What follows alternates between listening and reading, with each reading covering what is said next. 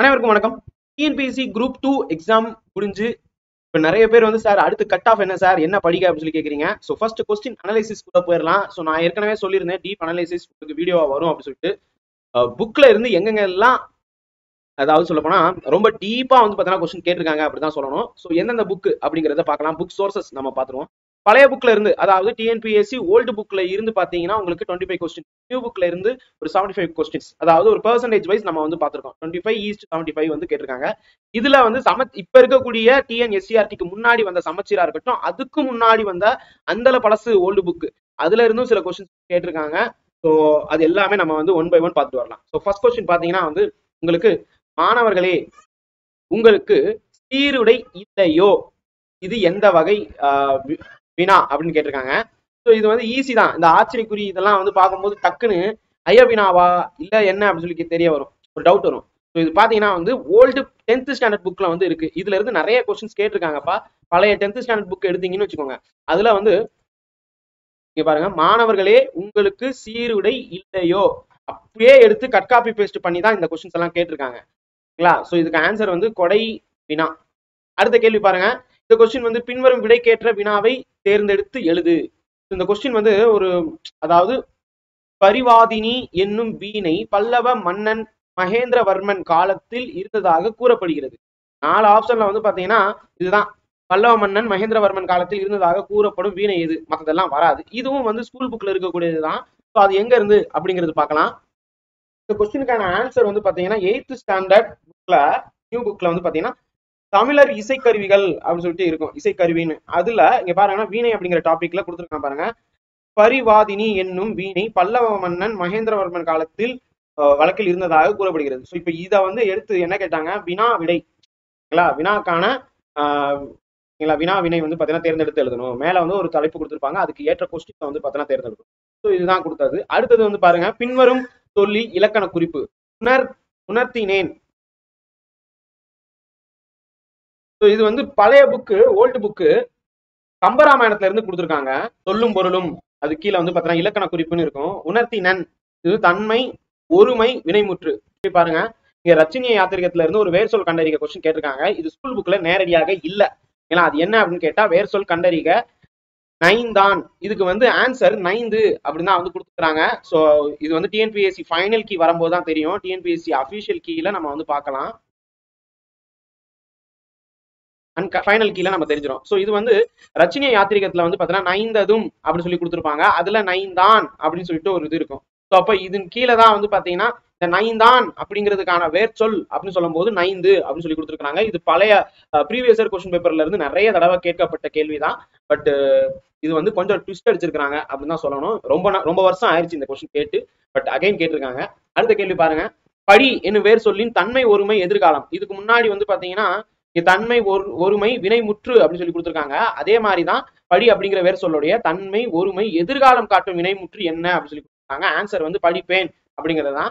இதுல எந்த புக்ல இருந்து இந்த கொஸ்டின் கேட்டிருக்காங்க அப்படின்னு பார்க்கலாம். ஸோ 11ஆம் வகுப்பு சிறப்பு தமிழ் வந்து பாத்தீங்கன்னா தொடரியல் அப்படின்னு சொல்லிட்டு ஒரு தலைப்பு வந்து கொடுத்துருப்பாங்க. தொடரியல் அப்படின்னு அந்த தலைப்பின் கீழே பாத்தீங்கன்னா வந்து இந்த பாக்ஸ்ல வந்து படி இன்னும் வேர் சொல்லில் இருந்து அப்படின்னு வரும். ஸோ இதுல வந்து பாத்தீங்கன்னா ஒவ்வொரு இதுமே கொடுத்துருக்காங்க.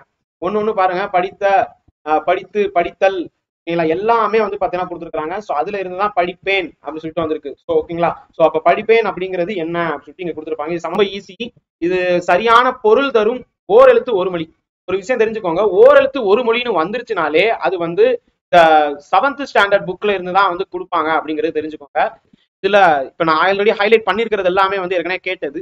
நீ அப்படின்னா வான், இதுவும் வந்து கேட்டிருக்காங்க. அதாவது ஒண்ணும் இல்ல, இது போன வருஷம் குரூப் 2ல கேட்கப்பட்ட கொஸ்டின் தான். நீனா வான் அப்படி சொல்லி. அப்ப இங்க வந்து என்னென்ன கொடுத்துருக்காங்க அப்படின்னு சொல்லிட்டு ஒரு நிமிஷம் பார்க்கணும். தே அப்படின்னு சொல்லும் போது அது எதனை குறிக்கும்? தே அப்படின்னா கடவுள், தே தேவன், இந்த மாதிரி இதை பேஸ் பண்ணி தான் வரும். ஸோ அதனால கடவுள் என்பதை குறிப்பதாகும். அதன் பிறகு ஏ அப்படின்னு சொல்லி கொடுத்துருக்காங்க.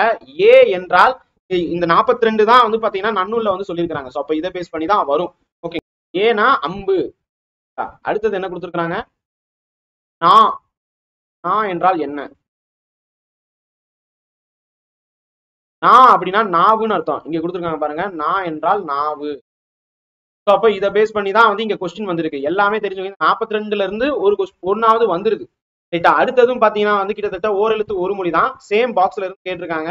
இப்ப நம்ம ஏற்கனவே நம்ம பார்த்திருக்கோம், பைத்து அப்படின்னா வந்து உன் அப்படின்னு அர்த்தம். சோ நீங்க பாத்தீங்கன்னா வந்து கடைசியில பாருங்க 42வது தான் வந்து தூ அப்படின்னு சொல்லியிருப்பாங்க. அதே நேரத்துல வந்து பாத்தீங்கன்னா இப்ப நோ வந்து வறுமை அப்படின்னு பார்த்தோம், நான் அப்படின்னா நாவுன்னு பார்த்தோம். அந்த மாதிரி வந்து பை என்றால் இளமை என்று பொருள். பை அப்படின்னா இளமை என்று பொருள். இது 28வதுல போய் பாருங்க. அதே மாதிரி மே அப்படின்னு கொடுத்திருப்பாங்க, அன்பு. இது வந்து 33வதுல வந்து பாத்தீங்கன்னா கொடுத்திருப்பாங்க. அதாவது அந்த பாக்ஸ்ல 33வது பாருங்க, மேனா அன்பு அப்படின்னு சொல்லிட்டு இருக்கும். அதுவே வை அப்படின்னா வந்து புல் அப்படின்னு பொருள். இது வந்து பாத்தீங்கன்னா உங்களுக்கு 39வது இடத்துல வந்து பாத்தீங்கன்னா கொடுத்திருப்பாங்க. சோ அப்ப இதுதான் அந்த பாக்ஸ்ல இருக்கிறது தான் நம்ம வந்து பாக்குறோம். 39வது இடத்துல வந்து பாத்தீங்கன்னா வை அப்படிங்கிறது இருக்கும். அதுவே வந்து மே அன்பு. அதே மாதிரி பைனா இளமை. இது எல்லாமே கொடுத்துருக்காங்க பாருங்க. கைனா ஒழுக்கம், ஐ அப்படின்னா தலைவன் அர்த்தம், கோ அப்படின்னா அரசன் அர்த்தம். இது எல்லாமே ஒரு தடவை படிக்கிறது ரொம்ப ரொம்ப நல்லது. படிச்சதை 10 தடவைக்கு மேல ரிவைஸ் பண்றது ரொம்ப நல்லது. அடுத்தது பாருங்க, முல்லைப்பாட்டு, பட்டினப்பாலை, நாலடியார், வெற்றி வேர்க்கை. இது வந்து பாத்தீங்கன்னா ஒரு புக் கிடையாது, 2-3 புத்தகத்துல நீங்க வந்து பார்க்கலாம். இப்போ முல்லைப்பாட்டு அப்படின்னு சொல்லும் போது இது வந்து நெஞ்சாற்றுப்படை சம்பந்தப்பட்டது. அதே நேரத்துல பட்டினப்பாலை அப்படின்னு சொல்லும் போது வஞ்சி நெடும்பாட்டு. நாலடியார்னா எல்லாருக்குமே தெரியும், வேளாண் வேதம். இது மட்டும் தெரிஞ்சாலே உங்களால ஆன்சர் அடிச்சிடலாம். வெற்றி வேர்க்கை அப்படின்னு சொல்லும் போது நருந்தொகை. இது வந்து 10th ஸ்டாண்டர்ட் காசி காண்டம் அப்படின்னு சொல்லிட்டு ஒரு புக் இருக்கும், ஒரு பாடம் இருக்கும். அதுலயும் வந்து பாத்தீங்கன்னா கொடுத்துருக்காங்க. அலியா செல்வம் அப்படின்னு சொல்லிட்டு இருக்கும், அதுலயும் வந்து பாத்தீங்கன்னா கொடுத்துருக்காங்க. என்ன அப்படிங்கறத நம்ம பாத்துடலாம். 10th ஸ்டாண்டர்ட் புக்ல பாருங்க, குத்துக்குளிக்கும் கொற்கையின் அரசர் யார் அப்படின்னு சொல்லி பார்த்தா அதிவீரராம பாண்டியர். தமிழ் புலவராகவும் திகழ்ந்த இவர் இயற்றிய நூல் தான் காசி காண்டம். இவருடைய மற்றொரு நூல் வந்து வெற்றி வேர்க்கை. இதுதான் கேட்டிருக்காங்க. வெற்றி வேர்க்கை அப்படிங்கிறது வந்து அருந்தொகை அப்படின்னு சொல்லுவாங்க. ஸோ அப்ப இதுதான் கேள்வியாக வந்திருக்கு. வெற்றி வேர்க்கை அப்படிங்கிறது வந்து அருந்தொகை. ஓகேங்களா? ஸோ காசி காண்டத்துல இது வந்து இருக்கு. அடுத்தது வந்து பாத்தீங்கன்னா 7th ஸ்டாண்டர்ட் புக்ல போய் பார்க்கலாம். இந்த புக்ல வந்து பாத்தீங்கன்னா அலியா செல்வம் அப்படின்னு சொல்லி இருக்கும். அந்த அலியா செல்வத்துல வந்து உங்களுக்கு நாலடியார் சமண முனிவர்கள் பலரால் எழுதப்பட்ட நூலாகும். இது வந்து 14 கீழ்கணக்கு நூல்ல ஒண்ணு. 400 வெண்பாக்கள் வந்து பாத்தீங்கன்னா இருக்கும். இதை வந்து 4 அடி 400ன்னு சொல்லுவாங்க. வேளாண் வேதம் ஏற்கனவே ஹைலைட் பண்ணியிருக்கேன், நிறைய தடவை கேட்ட கொஸ்டின். அதனாலையும் நான் வந்து ஹைலைட் பண்ணியிருக்கேன். ஸோ அப்ப வேளாண் வேதம் அப்படின்னு நம்ம எதை சொல்லுவோம், நாலடியார் சொல்லுவோம். இது ரெண்டையும் பார்த்தாலே போதும். மத்ததெல்லாம் முல்லைப்பாட்டு, பட்டினப்பாலை டேரக்டா இல்ல, பட் நான் தெரிஞ்சுக்கலாம். அடுத்த கொஸ்டின் பாருங்க. இங்க தமிழருக்காக வந்து பாத்தீங்கன்னா ஒரு சில பட்டங்கள் வந்து கொடுப்பாங்க. ஸோ தமிழுக்கு வந்து நிறைய வந்து பாத்தீங்கன்னா ஒர்க் பண்ணவங்களுக்கு. அப்ப ஃபர்ஸ்ட் வந்து சொல்லின் செல்வர், இங்க வந்து இர்ன்னு வந்துருச்சுன்னா அது வந்து ராப்பி சேதுபிள்ளை. அதுவே வந்து சொல்லின் செல்வன் அப்படின்னு கொடுத்தா அது வந்து அனுமனை குறிக்கக்கூடியது. இது நீங்க பழைய தேவிரா புக் இந்த மாதிரி புக்ல பாத்தீங்கன்னாலும் இருக்கும், ஓல்டு புக்லயும் வந்து பாத்தீங்கன்னா கொடுத்துருக்கு. பன்மொழி புலவர் அப்படின்னு சொல்லி கொடுக்குறாங்க. அதே மாதிரி தமிழர் தூதர். நல்லா கவனிங்க, தமிழருடைய தூதர் யார் அப்படின்னு கேட்டா தனிநாயகம் அடிகள். இவரை பத்தி நம்ம லாஸ்ட் ரிவிஷன் அப்படின்னு சொல்லிட்டு ஒரு வீடியோ கொடுத்துருக்கோம், அதுலயும் நான் வந்து உங்களுக்கு சொல்லியிருந்தேன். நீங்க பாத்தீங்கன்னா வந்து 10th புக் எடுத்துக்கலாம். 10th புக்ல பாத்தீங்கன்னா வந்து இங்க பாக்ஸ்ல கொடுத்துருக்காங்க, பன்மொழி புலவர் யார் அப்படின்னு கேட்டா அப்பாத்துரையார். அதுதான் வந்து பாத்தீங்கன்னா இங்க வந்து கொடுத்துருக்காங்க, அப்பாத்துரையார் அப்படின்னு. இங்க பாத்தீங்கன்னா எத்திசையும் புகழ் மணக்கான்னு கொடுத்துருப்பாங்க. அதுல தனிநாயகம் அடிகள் பத்தி இருக்கும். ஸோ இது நான் வந்து ரிவிஷன் கிளாஸ்ல நான் சொல்லியிருக்கேன். இவர் வந்து ஒரு தூதர் மாதிரி அப்படின்னு நான் சொல்லியிருப்பேன் ரிவிஷன் கிளாஸ்ல, பாருங்க. ஸோ அதனால வந்து இந்த கொஸ்டினுக்கான ஆன்சர் தமிழர் தூதர் அப்படின்னு சொல்லும்போது தனிநாயகம் அடிகள். இவர் தான் வந்து உலக தமிழ் மாநாட்டுக்காக நிறைய வந்து பார்த்தீங்கன்னா ஒர்க் பண்ணியிருப்பாரு. அடுத்த கேள்வி வந்து ஐம்பெருங்காப்பியம் என்னும் சொற்றொடர் வந்து தம் உரையில் குறிப்பிட்டவர் யார்? பாத்தீங்கன்னா 12th ஸ்டாண்டர்ட்ல தமிழ் புத்தகத்துல காப்பிய இலக்கணம் அப்படின்னு சொல்லிட்டு இருக்கும். அதோட லாஸ்ட் பேரா எடுத்தீங்கனாலே இது வந்து வந்துடும். இங்க பாத்தீங்கன்னா அந்த புக் வந்து நான் இங்க காமிச்சிருக்கேன், 12th ஸ்டாண்டர்ட்ல காப்பிய இலக்கணம். இதுல வந்து கீழே வந்து பாத்தீங்கன்னா கொடுத்துருப்பாங்க பாருங்க, நன்னூலுக்கு உரை எழுதிய மயிலைநாதர். அப்ப நன்னூலுக்கு பவனந்தி முனிவர் தான் எழுதியிருக்காரு, அதுக்கு உரை எழுதியது யார் அப்படின்னு கேட்டா மயிலைநாதர். தம் உரையில ஐம்பெருங்காப்பியம் என்னும் சொற்றொடரை தமிழ் விடுதூது பாடிய புலவர் அந்நூலில் பஞ்சகாப்பியம் என்னும் சொற்றொடரையும் குறிப்பிட்டுள்ளார். அப்ப இங்க கொஸ்டின் என்னன்னு கேட்டா, இப்ப ஐம்பெருங்காப்பியம் அப்படின்னு சொல்லிட்டு கொஸ்டின் வந்துருச்சு. அப்ப பஞ்சகாப்பியம் அப்படிங்கிற சொற்றொடரை குறிப்பிட்டவர் யார் அப்படின்னு அடுத்த எக்ஸாம்ல கொஸ்டின் கேட்க வாய்ப்பு உண்டு. இப்பவே நான் சொல்லிட்டேன், ஞாபகத்துல வச்சுக்கோங்க. அடுத்தது குமரி கண்ட நோய்க்கு குமரி கொடு. இதுல குமரி அப்படிங்கிற மூலிகை என்னன்னு கேட்டிருக்காங்க. இது வந்து பாத்தீங்கன்னா எக்ஸாம் ஹால்ல நான் நிறைய என்னோட ஸ்டூடெண்ட்ஸ்ல சொல்லியிருக்கேன். குமரினா வந்து கேர்ள்னு அர்த்தம், ஒரு பெண்ணை தான் குமரி, கன்னியாகுமரின்னு சொல்லுவாங்க. குமரினா ஒரு இளம் பெண்ணை குறிப்பது உண்டு. அவங்க வந்து பாத்தீங்கன்னா ஸ்கின் கேர் வந்து நிறைய யூஸ் பண்ணுவாங்க. அப்ப ஸ்கின் கேர் சம்பந்தப்பட்டது எது இருக்கோ அதுதான் வந்து அது சம்பந்தமா இருக்கும் அப்படின்னு சொல்லி ஞாபகத்துல வச்சுக்கோன்னு சொல்லியிருக்கேன். இது இப்ப முடிந்த குரூப் 4 இருக்குல்ல 2022, அப்பயும் இந்த கொஸ்டின் கேட்டிருந்தாங்க. இது வந்து 9th ஸ்டாண்டர்ட் ஓல்டு புக்ல வந்து தெளிவா குறிப்பிடப்பட்டிருக்கும். 9th ஸ்டாண்டர்ட் புக் எடுத்துக்கிட்டீங்கன்னா 9ஆம் வகுப்பு 2ஆம் பருவம், இதுல வந்து நோய் தீர்க்கும் மூலிகை அப்படின்னு சொல்லி கொடுத்துருப்பாங்க. அந்த தலைப்புல இருந்தா நோய் நீக்கும் மூலிகைன்னு சொல்லி கொடுத்துருக்காங்க. அதுல இருந்தா கொஸ்டின் வரப்போகுது. உணவே மருந்து ஒவ்வொரு செடியாக வந்து கொடுத்துருக்காங்க பாருங்க. இதுல இருந்தா கொஸ்டின்ஸே வருது. போன தடவை குரூப் 4ல வந்து பாத்தீங்கன்னா இந்த கீழாய் நெல்லி, இதை வந்து கீழா நெல்லி, கீவா நெல்லி இப்படியும் வந்து பாத்தீங்கன்னா சொல்லுவாங்க. இதை வந்து மஞ்ச காமாலைக்கு வந்து எழுதிய மருந்து அப்படின்னு சொல்லியிருக்காங்க. ஸோ அப்ப இந்த இது அப்படியே கேட்டிருக்காங்க. கீழா நெல்லி, கீழ்காய் நெல்லி, கீழா நெல்லி, கீழ்வாய் நெல்லி, சில இடத்துல கீவா நெல்லி அப்படின்னு சொல்வது உண்டு. ஸோ இது ஒண்ணு. அதே நேரத்துல இதுக்கு முன்னாடி ப்ரீவியஸ் கொஸ்டின் பேப்பர்ல சிங்கவல்லினா என்ன, ஞானப்பச்சிலை அப்படின்னு வள்ளலார் வந்து எதை சொல்றாரு அப்படின்னு வந்து நிறைய தடவை கொஸ்டின் கேட்டிருக்காங்க. இப்ப தூதுவளை அப்படிங்கிறது ரொம்ப ரொம்ப முக்கியமானது அப்படின்னு தெரிஞ்சுக்கோங்க. இப்ப அதே நேரத்துல மேனி துலங்க குப்பை மேனி அப்படின்னு சொல்லியிருப்பாங்க. அதுக்கப்புறம் இங்க பாருங்க, குமரி கண்ட நோய்க்கு குமரி கொடு என்னும் வழக்கம் வந்து இருக்கு. இதுல குமரி அப்படின்னு வந்து இதுக்கு என்ன பெயர் சொல்லியிருக்காங்கன்னு கேட்டா, கற்றாழைக்கு வந்து பாத்தீங்கன்னா குமரி அப்படின்னு ஒரு பெயர் வந்து பாத்தீங்கன்னா இருக்கு அப்படின்னு சொல்லியிருக்காங்க. இது எல்லாமே நம்ம ஸ்கூல் புக்கு பழைய புக்ல இருந்து தான் கேட்டிருக்காங்கப்பா. கிட்டத்தட்ட வந்து எத்தனை எக்ஸாம் பாருங்க. அதே மாதிரி கறிவேப்பிலையும் மூலிகையே, கறிவேப்பிலை வீட்டுல நார்மலா வந்து பாத்தீங்கன்னா கொசுருக்கு போடுறது அந்த கறிவேப்பிலை கூட ஒரு மூலிகைன்னு சொல்லி, முத்துலட்சுமி, மூவலூர் ராமாமிர்தம், பண்டித ராமாபாய், மலாலா, இது எல்லாமே வந்து பாத்தீங்கன்னா உங்களுக்கு 9th ஸ்டாண்டர்ட் புக்லயே தெளிவாவே கொடுத்துருப்பாங்க. நீங்க 9th ஸ்டாண்டர்ட்ல கல்வியில் சிறந்த பெண்கள் அப்படின்னு சொல்லி பாத்தீங்கன்னா அதுல பாக்ஸ் கொஸ்டின் இருக்கும், அதுல இருந்தா வரும். அதே மாதிரி குரூப் 2 2022ல வந்து பாத்தீங்கன்னா டாக்டர் முத்துலட்சுமி ரெட்டி பத்தி கொஸ்டின் வந்திருக்கு. அதை நீங்க வந்து பார்க்கலாம். நீங்க பாத்தீங்கன்னா வந்து மூவலூர் ராமாமிர்த அம்மையார் பத்தி இங்க கொடுத்துருக்காங்க, கல்வியில் சிறந்த பெண்கள் அப்படின்னு சொல்லிட்டு. இங்க பாருங்க பண்டித ராமாபாய். இங்க வந்து பண்டித ராமாபாய் அப்படின்னு சொல்லும் போது என்ன கொடுத்துருக்காங்கன்னு பாருங்க, ரொம்ப இம்பார்ட்டன்ட். இவங்க வந்து தன்னார்வலர், சமூக தன்னார்வலர், தடைகளை மீறி கல்வி கற்று பண்டிதராகியவர். அப்ப சமூக தன்னார்வலர் அப்படிங்கிறது பண்டித ராமாபாய். தேவதாசி ஒழிப்பு சட்டம் நிறைவேற்றத்துக்கு துணை புரிந்தவர். இங்க வந்து ஆக்சுவலா வந்து மொட்டையா கொடுத்துருக்காங்க. உங்களுக்கு முத்துலட்சுமி அம்மாவுக்கும் வந்து பாத்தீங்கன்னா தேவதாசி ஒழிப்பு சட்டம் வரும். அதனால நான் டக்குனு சொன்னேன். இங்க வந்து மேஸ்டர் ஃபாலோங்கிறதுனால இது வரும். புற்றுநோய் மருத்துவமனை அப்படின்னு சொல்லும்போது அது வந்து ஒன்லி ஃபார் முத்துலட்சுமி அம்மா தான் வரும். ஸோ இப்போ மூவலூர் ராமாமிர்த அம்மையார்னு சொல்லும்போது தேவதாசி ஒழிப்பு சட்டத்துக்கு துணை நின்றவர், நிறைவேற துணை நின்றவர் அப்படின்னு சொல்லிட்டு எழுதிக்கோங்க. அடுத்தது வந்து இங்க கொடுத்துருப்பாங்க பாருங்க, முத்துலட்சுமி அம்மா. இங்க தேவதாசி ஒழிப்பு முறை சட்டம் அங்க வந்து சட்டசபையில கொண்டு வந்திருப்பாங்க. அதே மாதிரி புற்றுநோய் மருத்துவமனைக்கு நிறுவியது யார் அப்படின்னு கேட்டா 1950 இவங்க தான் நிறுவிருப்பாங்க. ஸோ அதுதான் இங்க வந்து ஓகே. ஸோ இதனால ஆன்சர் வந்து சி தான் ரைட் ஆன்சர். அடுத்தது தமிழ் இலக்கியத்தில் ஆலவாய் அப்படின்னு எதுல சொல்றாங்க அப்படின்னு கேட்டா மதுரை தான் சொல்றாங்க. இது வந்து தூங்கா நகர்னு சொல்லும் போது எதெல்லாம் வருது, திருவிழா நகர், தூங்கா நகர், கோவில் மாநகர். நல்லா கவனிங்க, காஞ்சிபுரம், கும்பகோணம் இதையும் வந்து பாத்தீங்கன்னா கோவில் நகரம்னு சொல்லுவாங்க. அதே மாதிரி இதுக்கு முன்னாடி ஒரு தடவை தென்னிந்தியாவின் ஏதன்ஸ் அப்படின்னு வந்து கொஸ்டின் கேட்டிருந்தாங்க. இது எல்லாமே வந்து பாத்தீங்கன்னா மதுரையை சொல்லக்கூடியது. மதுரை அப்படிங்கிறது என்னென்ன அப்படின்னு சொல்லிட்டு கொடுத்துருக்காங்க. மதுரை அப்படின்னாலே மது அப்படின்னா அது வந்து இனிமை அப்படின்னு சொல்லிட்டு தான் வரும். ஸோ அதே மாதிரி தமிழ்களு கூடல் அப்படின்னு சொல்லுவாங்க. கூடல் மாநகர் என்றும் மதுரை வந்து பாத்தீங்கன்னா சொல்லுவாங்க. ஸோ மதுரைக்கு வந்து பாத்தீங்கன்னா நான்மாட கூடல்னு சொல்லுவதுண்டு. கூடல் அப்படின்னு சொல்லுவாங்க. ஆலவாய் அப்படின்னு ஒரு பெயர் வந்து இருக்கு. ஸோ இப்போ இதுதான் வந்து கொஸ்டின் கேட்டிருக்காங்க. அதே மாதிரி இந்த தலைப்பின் கீழே திருவிழா நகர், கோவில் மாநகர், தென்னிந்தியாவின் ஏத்தன்ஸ் நிறைய தடவை கேட்ட கொஸ்டின். 2011 நினைக்கிறேன். ஸோ அப்ப வந்து இந்த கொஸ்டின் கேட்டிருந்தாங்க, தென்னிந்தியாவின் ஏத்தன்ஸ் சொல்லிட்டு. அடுத்த கொஸ்டின் பாருங்க, இது வந்து வாய்ப்பூட்டு சட்டம் பத்தி கொடுத்துருக்காங்க. மேடையில் அரசியல் பேசக்கூடாது அப்படின்னு சொல்லி போட்டது. இது வந்து நார்த்ல, வடக்குல வந்து பாத்தீங்கன்னா திலகர் அவருக்கும், தென்னாட்டுல வந்து பாத்தீங்கன்னா முத்துராமலிங்க தேவர் அவர்களுக்கும் கொடுத்துருப்பாங்க. ஸோ இந்த தகவல் வந்து எங்க இருக்கு அப்படின்னு சொல்லிட்டு பார்த்தா 7th ஸ்டாண்டர்ட் புக்கு டேர்ம் 1லயே நீங்க பாத்தீங்கன்னாலே இது சம்பந்தமான டீடைல்ஸ் இங்க வந்து உங்களுக்கு கொடுத்தாங்க பாருங்க. வட இந்தியாவில் வாய்ப்பூட்டு சட்டத்தின்படி பேச தடை விதிக்கப்பட்ட தலைவர் பாலகங்காதர திலகர். அவரை போலவே தென்னாட்டில் அச்சட்டத்திற்கு ஆட்பட்ட தலைவர் வந்து முத்துராமலிங்க தேவர். இதுதான் வந்து உங்களுக்கு கொஸ்டின்ல வந்து கேட்டிருக்காங்க. தேசம் காத்த செம்மல், தேசியம் காத்த செம்மல் அப்படின்னு சொல்லி பாராட்டியுள்ளார் யாரு, திருவிக்கா. இதுவும் கேள்வியாக இதுக்கு முன்னாடி நிறைய தடவை வந்திருக்கு.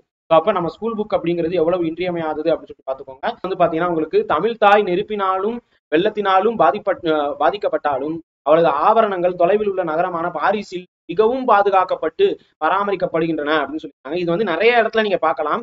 நம்ம 10th புக்லயே வந்து பாத்தீங்கன்னா நம்ம தமிழ்நாட்டுல இல்லாத சில புத்தகங்கள் வந்து பாத்தீங்கன்னா உங்களுக்கு ஓலைச்சுவடி வடிவத்துல சில இது வந்து பாத்தீங்கன்னா ஓலைச்சுவடி வடிவத்துல பிரான்ஸ்ல வந்து இருக்கு அப்படின்னு சொல்லியிருக்காங்க. அதுலயும் இந்த கொஸ்டின் வந்து பாத்தீங்கன்னா 11th ஸ்டாண்டர்ட் புக் எடுத்தீங்கன்னா தெளிவாவே கொடுத்துருக்காங்க. அனந்தரங்கன் நாட்குறிப்பு அப்படின்னு சொல்லியிருக்கோம். அதுல பாக்ஸ் கொஸ்டின் தான் இது. இது 11th ஸ்டாண்டர்ட்ல அனந்தரங்கர் நாட்குறிப்பு அப்படின்னு சொல்லியிருக்கோம். இங்க பாருங்க கொடுத்துருக்காங்க 142வது பக்கம். இந்த பக்கம் எண் வந்து சில இடத்துல சேஞ்ச் ஆக வாய்ப்பு இருக்கு. ஸோ அதனால இந்த பாக்ஸ் பார்த்துக்கோங்க. தமிழ் தாய் நெருப்பினாலும் வெள்ளத்தினாலும் பாதிக்கப்பட்டாலும் அவளது ஆபரணங்கள் தொலைவில் உள்ள நகரமான பாரிஸில் பாதுகாக்கப்பட்டு இருக்கு அப்படி சொல்லியிருக்காரு. அனந்தரங்கர் நாட்குறிப்புல யார் சொல்லியிருக்காங்க, உவே சுவாமிநாத ஐயர் சொல்லியிருக்காரு. ஸோ அப்போ இதுக்கு ஆன்சர் வந்து பாத்தீங்கன்னா பி தான். அதே நேரத்துல இந்தியாவின் பெப்சு அப்படின்னு நம்ம யாரை சொல்லுவோம்னா அனந்தரங்கர் தான் சொல்லுவோம். அதையும் ஞாபகத்துல வச்சுக்கோங்க. நம்ம புக்லயே வந்து அதுவும் கொடுத்துருப்பாங்க, மேல வந்தீங்கன்னா இருக்கும் பாருங்க. இதுவும் பாக்ஸ்ல வந்து பாத்தீங்கன்னா அனந்தரங்கர் வந்து இந்தியாவின் பெப்சு அப்படின்னு சொல்லுவாங்க. யார் அது பெப்சு அப்படின்னு கேட்டா உலக நாட்குறிப்பு இலக்கியத்துடைய தந்தை அப்படின்னு அழைக்கப்படுபவர் தான் சாமுவேல் பெப்சு. ஆங்கிலேய கடற்படையில பணியாற்றியவர். அப்ப வந்து பாத்தீங்கன்னா சார்லஸ் மன்னர் காலத்துல இருந்த நிகழ்வுகள் எல்லாத்தையும் பதிவு பண்ணியிருப்பாரு. இந்த மாதிரிதான் இவரும் பதிவு பண்ணியிருக்காரு அப்படின்னு சொல்லி. அடுத்தது பாருங்க, ஜெயகாந்தன் இயற்றாதது அப்படின்னு சொல்லும்போது நான் வந்து உங்களுக்கு ரிவிஷன்லயே சொல்லியிருப்பேன். 10th ஸ்டாண்டர்ட் ஜெயகாந்தன்ல வந்து பாத்தீங்கன்னா அந்த பாடத்துல பாக்ஸ்ல இருக்கக்கூடியதான். சோ இப்ப இதனுடைய ஆன்சர் வந்து பாத்தீங்கன்னா அறம் அப்படின்னு சொல்லிட்டு வரும். ஜெயகாந்தனுடைய சிறுகதை தொகுப்பு அப்படின்னு சொல்லி கொடுத்துருக்காங்க பாருங்க. இதுல குருவீடம், யுகசக்தி, ஒரு வீடு சோறு, உண்மை சுடும், இனிப்பும் கரிப்பும், தேவன் வருவாரா, புதிய வார்ப்புகள், இதுதான் இருக்கு. இதுல வந்து இல்லாதது அப்படின்னு சொல்லி பார்க்கும்போது அறம் அப்படிங்கிறது இல்லாதது. இதுதான் கொடுத்துருக்கு. ஆண்மையில் கூர்மை என திருவள்ளுவர் எதனை கூறுகிறார்? இதுல 8ஆம் வகுப்பு குறள் திருக்குறள் போய் பாருங்க. இயல் 8ல 8th ஸ்டாண்டர்ட்ல இயல் 8 எடுத்தீங்கன்னா உங்களுக்கு வந்து தெரியும்.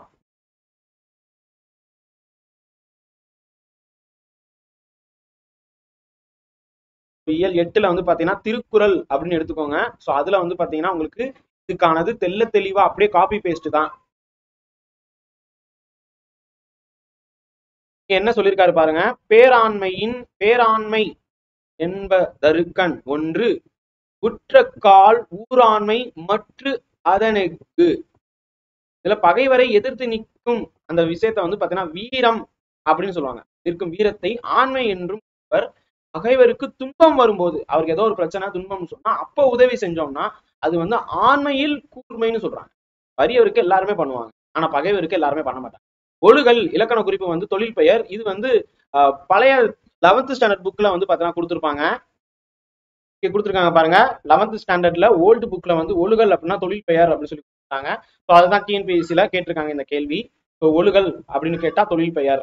திருக்குறளின் சரியான வரியை கொண்டு நிறைவு செய்க. ஸோ இந்த இதுல வந்து பாத்தீங்கன்னா தம்மிற் பெரியார் தமரா ஒழுகுதல் டேஸ். இது பழைய 10th புக்ல இயல் 7ல வந்து பாத்தீங்கன்னா கொடுத்த குறள் தான் இது. பழைய புக்ல பாருங்க கொடுத்துருக்காங்க. 4வது குறள், தம்மிற் பெரியார் தமரா ஒழுகுதல் வன்மையுள் எல்லாம் தலை. நம்ம டிஎன்பிஎஸ்சில கொடுத்துருக்காங்க, வன்மையுள் எல்லாம் தலை. அப்ப இதனுடைய ஆன்சர் வந்து ஏ. அடுத்த கேள்வி பாத்தீங்கன்னா வந்து உங்களுக்கு சீராபுராணம் இவருடைய உதவியால் நிறைவு பெற்றது. இங்க கொஸ்டினே வந்து யாருடைய உதவியால் அப்படின்னு கேட்டிருக்காங்க. நிறைய பேர் அப்துல் காதிரும் ஆன்சர் வரும்னு சொல்லியிருக்காங்க. கிடையாது. நீங்க பழைய புக்கு சீராபுராணம் எடுத்து பாருங்க. ஓல்டு 10th வந்து சீராபுராணம் இருக்கும். அதுல அபுல் காதிர் மரைக்காயர்னு இருப்பாங்க. அவர் வந்து பாத்தீங்கன்னா முதல் ஸ்டார்டிங்ல வந்து ஹெல்ப் பண்ணிருப்பாரு. அதுக்கப்புறம் இறந்துருவாரு. அதுக்கப்புறம் தான் வந்து அபுல் காசிம் அப்படின்னு சொல்லுவாங்க. அவருடைய உதவியில இதை வந்து பாத்தீங்கன்னா நிறைவு பண்ணுவாரு. இங்க கொடுத்துருக்காங்க பாருங்க. ஆசிரியர் குறிப்பு அப்படிங்கிறதுல சீராபுராணத்தை இயற்றியவர் யாருன்னா உமர் புலவர். இவர் எட்டயபுர கடிகை முத்து புலவரின் மாணவர். அப்துல் காதிர் மரைக்காயர் என்ற வள்ளல் சீதக்காதியின் வேண்டுகோளின் வண்ணமே உமர் புலவர் சீராபுராணத்தை எழுத தொடங்கினார். இவர் தான் எழுதுன்னு சொல்லியிருப்பாரு. சோ அப்ப அதை பேஸ் பண்ணி அதுக்கு அடுத்து நூல் முற்றும் முன்னமே சீதக்காதி மறைந்தார். சோ இதனாலதான் செத்தும் கொடுத்தார் சீதக்காதின்னு சொல்லுவாங்க. இவருக்கு பிறகு அபுல் காசிம் அப்படிங்கிற வள்ளல் உதவியால் சீராபுராணம் நிறைவுற்றது. இதுதான் கொஸ்டின். அப்ப இதுதான் வந்து கேள்வியா கேட்டிருக்காங்க. இந்த ஆசிரியர் குறிப்பு ஃபுல்லாமே ஒரு தடவை பாத்துருங்க. அதே மாதிரி முதுமொழி மாலை இதுவும் வந்து உங்களுக்கு ஒரு கொஸ்டினா வந்திருக்கு. இந்த டிஎன்பிஎஸ்சிலேயே நீங்க வந்து பார்க்கலாம். சரி, இப்ப அடுத்த கொஸ்டின் பார்க்கலாம். சோ இரண்டு அடிகள் கொண்ட டேஸ் ஆல் தொடுக்கப்படும் செய்யுள் வகை கண்ணி. 2 என்ன இருக்கும் அப்படின்னு சொல்லி கேட்டிருக்காங்க. எதுகை. இது வந்து தமிழ் விடுத்துவது பாக்ஸ் கொஸ்டின். இது 9th ஸ்டாண்டர்ட் புக்கு போங்க. தமிழ் விடுத்துவது கொடுத்துருப்பாங்க பாருங்க. பாக்ஸ்ல கொடுத்துருக்காங்க பாருங்க. கண்ணி 2 கன்னிகளை போல் 2 பூக்களை வைத்து தொடுக்கப்படும் மாலைக்கு கண்ணி அப்படிங்கிற பெயர். அதே போல் தமிழில் 2 அடிகளை கொண்ட எதுகையால், இதுதான் கொஸ்டின் என்னன்னு கேட்டிருக்காங்க. எதுகையால் தொடக்கப்படும் செய்யுள். அப்ப எதுகை அப்படிங்கிறது தான் வரும். அதன் பிறகு பாருங்க 9th ஸ்டாண்டர்ட்ல டேர்ம் 2ல முத்தொள்ளாயிரம்னு இருக்கும். அதுலயும் வந்து கொடுத்துருக்காங்க. விசும்பு, துளை, கனல், களிறு, மறுப்பு. இதுல கனல்னா எல்லாருக்குமே தெரியும். கனல்னா நெருப்பு. சோ அப்ப இதை மட்டும் தெரிஞ்சுக்கிட்டாலே உங்களால அடிக்க முடியுமானா தாராளமா அடிக்கலாம். ஆப்ஷன் பி அண்ட் சி ரெண்டையுமே எலிமினேட் பண்ணிட்டு இந்த 2ல 1. அதே மாதிரி நம்ம நிறைய தடவை பார்த்திருக்கோம். விசும்பு அப்படின்னு சொன்னா அது வானம் அப்படின்னு பொருள்.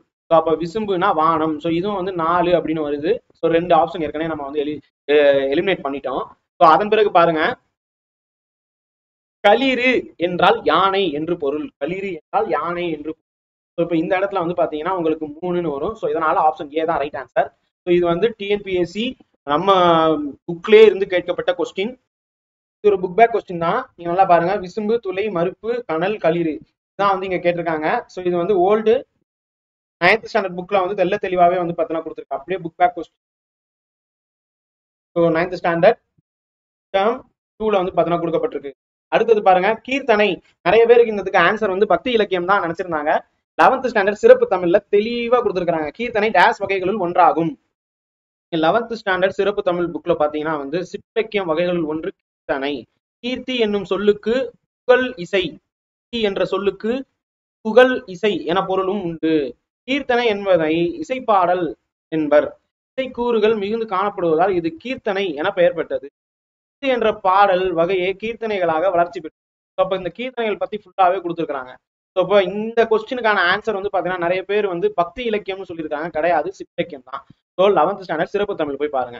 அதே சிறப்பு தமிழ்ல வந்து யாப்பு அப்படிங்கிற ஒரு தலைப்புல வந்து பாத்தீங்கன்னா காரிகை கற்று கவி பாடுவதிலும் பேரிகை கொட்டி பிழைப்பது மேல். காரிகை கற்று கவி பாடுவதிலும் இதுல என்ன ஆன்சர்னா கவிதை எழுதுவது அரிது அப்படின்னு சொல்றாங்க. ஸோ அதை பேஸ் பண்ணி தான் இங்க வந்திருக்கு. இந்த கொஸ்டினுக்கான ஆன்சர் கவிதை எழுதுவது அரிது. எப்படி அப்படின்னு கேட்டா அட்வான்ஸ் தமிழ் எடுத்துக்கோங்க 11th ஸ்டாண்டர்ட். அதுல வந்து பாத்தீங்கன்னா உங்களுக்கு யாப்பு அப்படின்னு ஒரு தலைப்பு இருக்கும். இலக்கண வரலாறு அப்படின்னு சொல்லிட்டு இதுல யாப்பு பற்றி ஒண்ணு கொடுப்பாங்க. யாப்பிலக்கணம் கற்போருக்கு உறுதுணையாக அமைவது யாப்பருங்கள காரிகை. இந்த காரிகை என்பது பெண் எனவும் பெயருண்டு. இதுல வந்து பாத்தீங்கன்னா காரிகை கற்று கவி பாடுவதினும் பேரிகை கொட்டி பிழைப்பது மேல் அப்படின்னு சொல்லியிருக்காங்க. இது என்ன அப்படின்னு கேட்டா யாப்பருங்கலங்காரிகை வந்து அவ்வளவு கடினம், அதனுடைய கற்பது வந்து ரொம்ப ரொம்ப கடினம் அப்படிங்கறதான் சொல்றாங்க. இங்க வந்து கொடுத்துருப்பாங்க கடினத்தை உணர்த்துகிறது என்று கூறி. இப்ப இதுல இருந்து என்ன தெரிஞ்சுக்கலாம்? சோ இதனுடைய ஆன்சர் வந்து பாத்தீங்கன்னா இந்த யாப்பு வந்து ரொம்ப கஷ்டம் அப்படின்னு சொல்லி தெரிஞ்சுக்கும். அதனால ஆப்ஷன் சி கவிதை எழுதுவது அரிது. ஆகுபெயர். ஆகுபெயர் அப்படிங்கிறது வந்து புக்ல நிறைய இடத்துல வந்து இருக்கு. ஆனா இந்த கொஸ்டின் இருக்கா அப்படின்னு கேட்டா இல்ல, டைரக்டா வந்து கிடையாது. அதாவது இந்த கொஸ்டின் அப்படியே வந்து புக்ல இருந்து கேட்கல, நாட் டைரக்ட்லி. ஓகேங்களா? ஆகுபெயர் பயன்படுத்தப்படாத பழமொழியை தேர்வு செய்யன்னு சொல்லி கொடுத்தாங்க. இது வந்து ஜஸ்ட் ஒரு லாஜிக்கா அடிக்க வேண்டியதுதான். ஆகுபெயர்னா என்ன? இப்போ ஒருத்தர் வந்து மீசக்காரர் அப்படின்னு சொன்னா மீச வச்சிருக்கிறவர் வந்தாருன்னு சொல்றாங்க. அதே மாதிரி 4ம் 2ம் பல்லுக்கு சொல்லுக்குருதி, ஆளும் வேலும் பல்லுக்குருதி. ஓகேங்களா? இப்ப சொல்லுக்குருதி 4ம் 2ம் அப்படின்னு கேட்டா 4னா நாலடியார், 2னா திருக்குறள். சோ அப்ப இதுக்கு பதிலாக இன்னொன்னு வந்திருக்கு, அதுதான் ஆகுபெயர். 50ல் வளையாதது 5ல் வளையாதது 50ல் வளையுமா அப்படின்னு கேட்டா கொஞ்சம் முயற்சி பண்ணா வளையும் அப்படின்னு தற்காலத்துல சொல்லுவோம். பட் ஆனா 5ல் வளையாதது 50ல், இது வந்து அதனுடைய வயதை அகவையை குறிப்பதாகும். 5னா 5 அகவை, 50னா 50 அகவை. அதனால இது ஆகுபெயர். 2வது ஆகுபெயர். 4ம் கிழமையும் நலிந்தோர்க்கு இல்லை அப்படின்னு சொல்லி. அதே மாதிரி ஆளும் வேலும் பல்லுக்கு உறுதி அப்படின்னு சொல்லியிருக்கிறாங்க. இந்த கொஸ்டின் பாருங்க, இதுல 4ம் கிழமையும் அப்படின்னு சொல்லி கொடுத்துருக்காங்க. 4னா இப்ப டேஸ், நாட்களை குறிப்பது. கிழமை என்றால் கிழமை குறிக்கிறது. இது நலிந்தோருக்கு இல்லை அப்படின்னு சொல்லியிருக்காங்க. இதுல எந்த ஆகுபெயரும் கிடையாது. ஆனா ஆளும் வேலும் அப்படின் போது ஆளும் அப்படின்னா ஆலமரத்தையும், வேலும் அப்படின்னா வேப்ப மரத்தையும் ஆகும். ஓகேங்களா? சோ அதனால இது ஆகுபெயர் தான். ஸோ இந்த அகாடமியில, அதாவது ஏற்கனவே நான் உங்களுக்கு சொல்லியிருக்கேன், ஒரு பெரிய அகாடமியோட ஆன்சர் கீழே இருந்தா நான் இதெல்லாமே நான் உங்களுக்கு சொல்லிட்டு இருக்கேன். ஸோ அப்ப இதுக்கு முன்னாடி வீடியோலயே நான் அந்த அகாடமியோட பேரே நான் வந்து ஓப்பனாவே காமிச்சிருக்கேன். ஸோ அவங்க குறிச்சது வந்து பாத்தீங்கன்னா சீனு கொடுத்தாங்க. என்னுடைய கெஸ்டிங் படி வந்து பாத்தீங்கன்னா இதுதான் ஆன்சரா இருக்கும். ஸோ இது வந்து டிஎன்பிஎஸ்சி உடைய கீ வந்தா தெரிஞ்சிடும். அடுத்தது பாருங்க, பன்னரும் கோங்கின் நன்னலம் கவற்றி. இதுல இடம்பெற்றுள்ள எதுகை அப்படின்னு கேட்டிருக்காங்க. எதுகைனாலே வந்து 2வது அப்படின்னு அர்த்தம். ஸோ அப்ப எதுகை அப்படின்னு சொல்லும் போது 2வது எழுத்து தான் வந்து வருது. ஸோ இந்த அடிகள்ல வந்து பாத்தீங்கன்னா முதல் இந்த ஒரு சீர்ல வந்து பாத்தீங்கன்னா முதல் சொல்லும் 3வதும் வந்து பாத்தீங்கன்னா இருக்கு. ஸோ இது வந்து எப்படி தெரிஞ்சுக்கலாம்? இதுக்கு வந்து பொழிப்பு எதுகை அப்படின்னு சொல்லி பொழிப்பு அப்படின்னு. ஸோ இது வந்து யாப்பு அப்படிங்கிறது கீழே 9th ஸ்டாண்டர்ட், பழைய 9th ஸ்டாண்டர்ட் டேர்ம் 3ல வரும். பழைய 9th ஸ்டாண்டர்ட்ல பாத்தீங்கன்னா உங்களுக்கு யாப்பு செய்யுள் உருவுகள் அப்படின்னு சொல்லிருக்காங்க. இதுல வந்து பாத்தீங்கன்னா உங்களுக்கு கொடுப்பாங்க. இங்க பாருங்க, எதுகை தொடை அப்படின்னு சொல்லிட்டு இணை எதுகை, அதுக்கப்புறம் பொழிப்பு எதுகைன்னு சொல்லி கொடுத்துருக்காங்களா? அப்ப பொழிப்பு எதுகை அப்படின்னு சொல்லும் போது இங்க பாருங்க, அதுக்கு ஒரு எக்ஸாம்பிள் கொடுத்து 1வதும் 3வதும் வந்து பாத்தீங்கன்னா வரக்கூடிய. அப்ப ஒரு அடியில் முதல் சீரிலும் 3வது சீர் முதல் எழுத்து அளவொத்து நிற்க, 2ஆம் எழுத்து ஒன்றிணைவது ஒன்றி வர தொடுப்பது பொழிப்பு எதுகை. அதுவே வந்து மோனைக்கும் வந்து பாத்தீங்கன்னா மேல கொடுத்துருப்பாங்க பாருங்க, பொழிப்பு மோனை அப்படின்னு சொல்லி கொடுப்பாங்க. இதுவும் 1 and 3 தான், ஆனா வந்து முதல் எழுத்து வரும். ஓகேங்களா? சோ 3ஆம் சீரிலும் முதல் எழுத்து ஒன்றி வருவது பொழிப்பு மோனை. ஸோ இது வந்து நமக்கு இந்த புக்ல தான் கொடுத்துருப்பாங்க. இந்த டேபிள் நீங்க பாத்தீங்கன்னாலே போதும், ஈஸியா அடிச்சிடலாம். ஸோ இது வந்து இணை பொழிப்பு ஒரு ஊ கூரை மேற்கதுவாய் கீழ்வாய் முற்று. ஸோ இது வந்து எல்லாத்துலயுமே 1வது வந்து பாத்தீங்கன்னா இருக்கும். முற்றுன்னு சொல்லும் போது 1 2 3 4 எல்லாத்துலயுமே வந்து பாத்தீங்கன்னா வந்துடும். அதாவது மோனையா இருந்துச்சுன்னா முதல் எழுத்து, எதுகைனா 2வது. இணை அப்படின்னு சொல்லும் போது ஃபர்ஸ்ட்ல இணைன்னு இருக்கும், அது வந்து 1 2 இணை அப்படின்னு ஞாபகம் வச்சுக்கோங்க. பொழிப்புனா 1 3. அதுக்கடுத்து இது வந்து ஏபி, ஃபர்ஸ்ட் ஏபி, ஏபிசி, ஏடி அப்படிதான் வரும். ஓகேங்களா? ஸோ நல்லா கவனிச்சு பாருங்க. இது ஏபின்னு நீங்க வச்சுக்கோங்க. அதுக்கடுத்து ஏசி, அதுக்கடுத்து ஏடி, அதுக்கடுத்து ஏபிசி நீங்க வந்து அடுத்து ஏ தென் வந்து பாத்தீங்கன்னா இங்க போயிடும். இங்க பாருங்க போகுதா? ஸோ அந்த மாதிரி ஏ மட்டும் இங்க வந்து பாத்தீங்கன்னா மேற்கதுவாய் அப்படின்னு சொல்லும் போது பி இருக்காது. அதுவே கீழ்கதுவாய்னு சொல்லும் போது பி, சுற்றும்ல வந்து பாத்தீங்கன்னா எல்லாமே வந்துடும். ஓகேங்களா? கூரைன்னு சொல்லும் போது டி வராது. நல்லா கவனிச்சுக்கோங்க. இந்த மாதிரி நீங்க வந்து பாத்தீங்கன்னா ஈஸியாவே இந்த கொஸ்டினை அடிச்சிடலாம். ஓகே, அடுத்தது பாருங்க, வஞ்சி தலைக்குரிய சீர் என்ன அப்படின்னு சொல்லி கொடுத்தாங்க. இதுவும் அதே தான். வஞ்சி தலைக்கு யாப்பு அப்படிங்கிறதுக்குள்ள போனீங்கன்னா வந்து தேமாங்கனி மாங்காய் அப்படின்னு சொல்லிட்டு இருக்கோம். நீங்க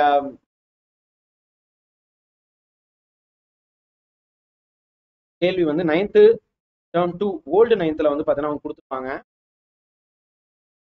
இங்க பாத்தீங்கன்னா யாப்பு சீலுறுப்பு தலை அப்படின்னு அதுல வந்து கடைசியில பாருங்க, ஒன்றாத வஞ்சித்தலை ஒன்றிய வஞ்சித்தலை அப்படின்னு சொல்லி கொடுக்க. இதுல வஞ்சித்தலைக்குரிய சீர் அமைப்பு எப்படி அப்படின்னா ஒன்றாத மற்றும் ஒன்றிய இந்த 2 டைப்ல வந்து இருக்கும். இதுல தேமாங்கனி அதே நேரத்துல தேமாங்கனி, ஏன்னா எடுத்த உடனே வந்து பாத்தீங்கன்னா நேர் நேர் நிறை தான் வந்து இருக்கும். ஸோ நேர் நேர்னா தேமா. அதுவே வந்து பாத்தீங்கன்னா நேர் வந்துச்சுன்னா 3வது சீராக நேர் வந்துச்சுன்னா காயின்னு வரும். அதுவே வந்து நிறைன்னு வந்துச்சுன்னா அது வந்து நிச்சயமாக கனின்னு. ஸோ தேமாங்கனி அப்படிதான் வந்து வரணும். அதனால தேமாங்கனி தான் ரைட். ஸோ இதுல நிறைய வந்து பாத்தீங்கன்னா சில மாற்று கருத்துக்கள் வந்து ரைட் ஆன்சர் என்ன அப்படின்னு சொல்லிட்டு நம்ம டிஎன்பிஎஸ்சி ஃபைனல்ல பார்க்கலாம். ரைட், அடுத்தது சொல்லின் வகை கண்டறிக. சொல்லின் வகை அப்படின்னு சொல்லும்போது இங்க வெண்மை, இது வந்து பார்த்தாலே தெரியுது. வெண்மைனா கலர், வண்ணம். அது வந்து மை விகுதியை வந்து பெற்று இருக்கு. அது மட்டும் இல்லாம பண்பு பெயருக்கு வந்து பாத்தீங்கன்னா என்னென்ன இருக்கணும் அப்படின்னு சொல்லிட்டு பார்க்கலாம். ஸோ அதுல இது வந்து வண்ண பண்பு பெயரை குறிப்பதாகும். இதுவும் வந்து பாத்தீங்கன்னா 9th ஸ்டாண்டர்ட் சொல் அப்படின்னு சொல்லி கொடுத்துருப்பாங்க. 9th ஸ்டாண்டர்ட்ல எடுத்தீங்கன்னா சொல்ல பெயர் சொல் பாருங்க. இந்த பெயர் சொல்ல வந்து தெளிவாக கொடுத்துருக்காங்க. இதுல பண்பு பெயர் அப்படிங்கிறதுல வெண்மை அப்படின்னு இருக்கும். இது வந்து நிறப்பண்பு அப்படின்னு சொல்லி கொடுப்பாங்க. நிறம்னாலும் வண்ணம்னாலும் ஒண்ணுதான். ஸோ செம்மை, வெண்மை, கருமை இப்படி வந்துச்சுனாலே அது வந்து என்னன்னு சொல்றாங்க, நிறப்பண்பு. இப்ப பண்பை உணர்த்தக்கூடியதாக இருக்க வேண்டும். அது வந்து 6 வகை பெயர்ல வந்து ஒன்னா இருக்கணும். ஓகேங்களா? 6 வகை பெயருள் ஒன்றாக பண்பு பெயர் வந்து இருக்கும். ஸோ இது வந்து என்னென்ன 4 அடிப்படையில வந்து பாத்தீங்கன்னா நிறம் இப்ப பாக்குறோம், வண்ணம் அப்படின்னு சொல்லலாம். சுவை, அளவு, வடிவம். சுவை அப்படின்னு சொல்லும் போது காரம், புளி உள்ளக்குள்ள வரும். அப்ப இங்க வெண்மை அப்படின்னு சொல்றது வண்ண பண்பு பெயர் இல்லைன்னா நிறப்பண்பு பெயர்னு சொல்லலாம். அடுத்தது வந்து பாத்தீங்கன்னா வஞ்சி விருத்தம் என்பது என்ன அப்படின்னு சொல்லி கொடுத்தாங்க.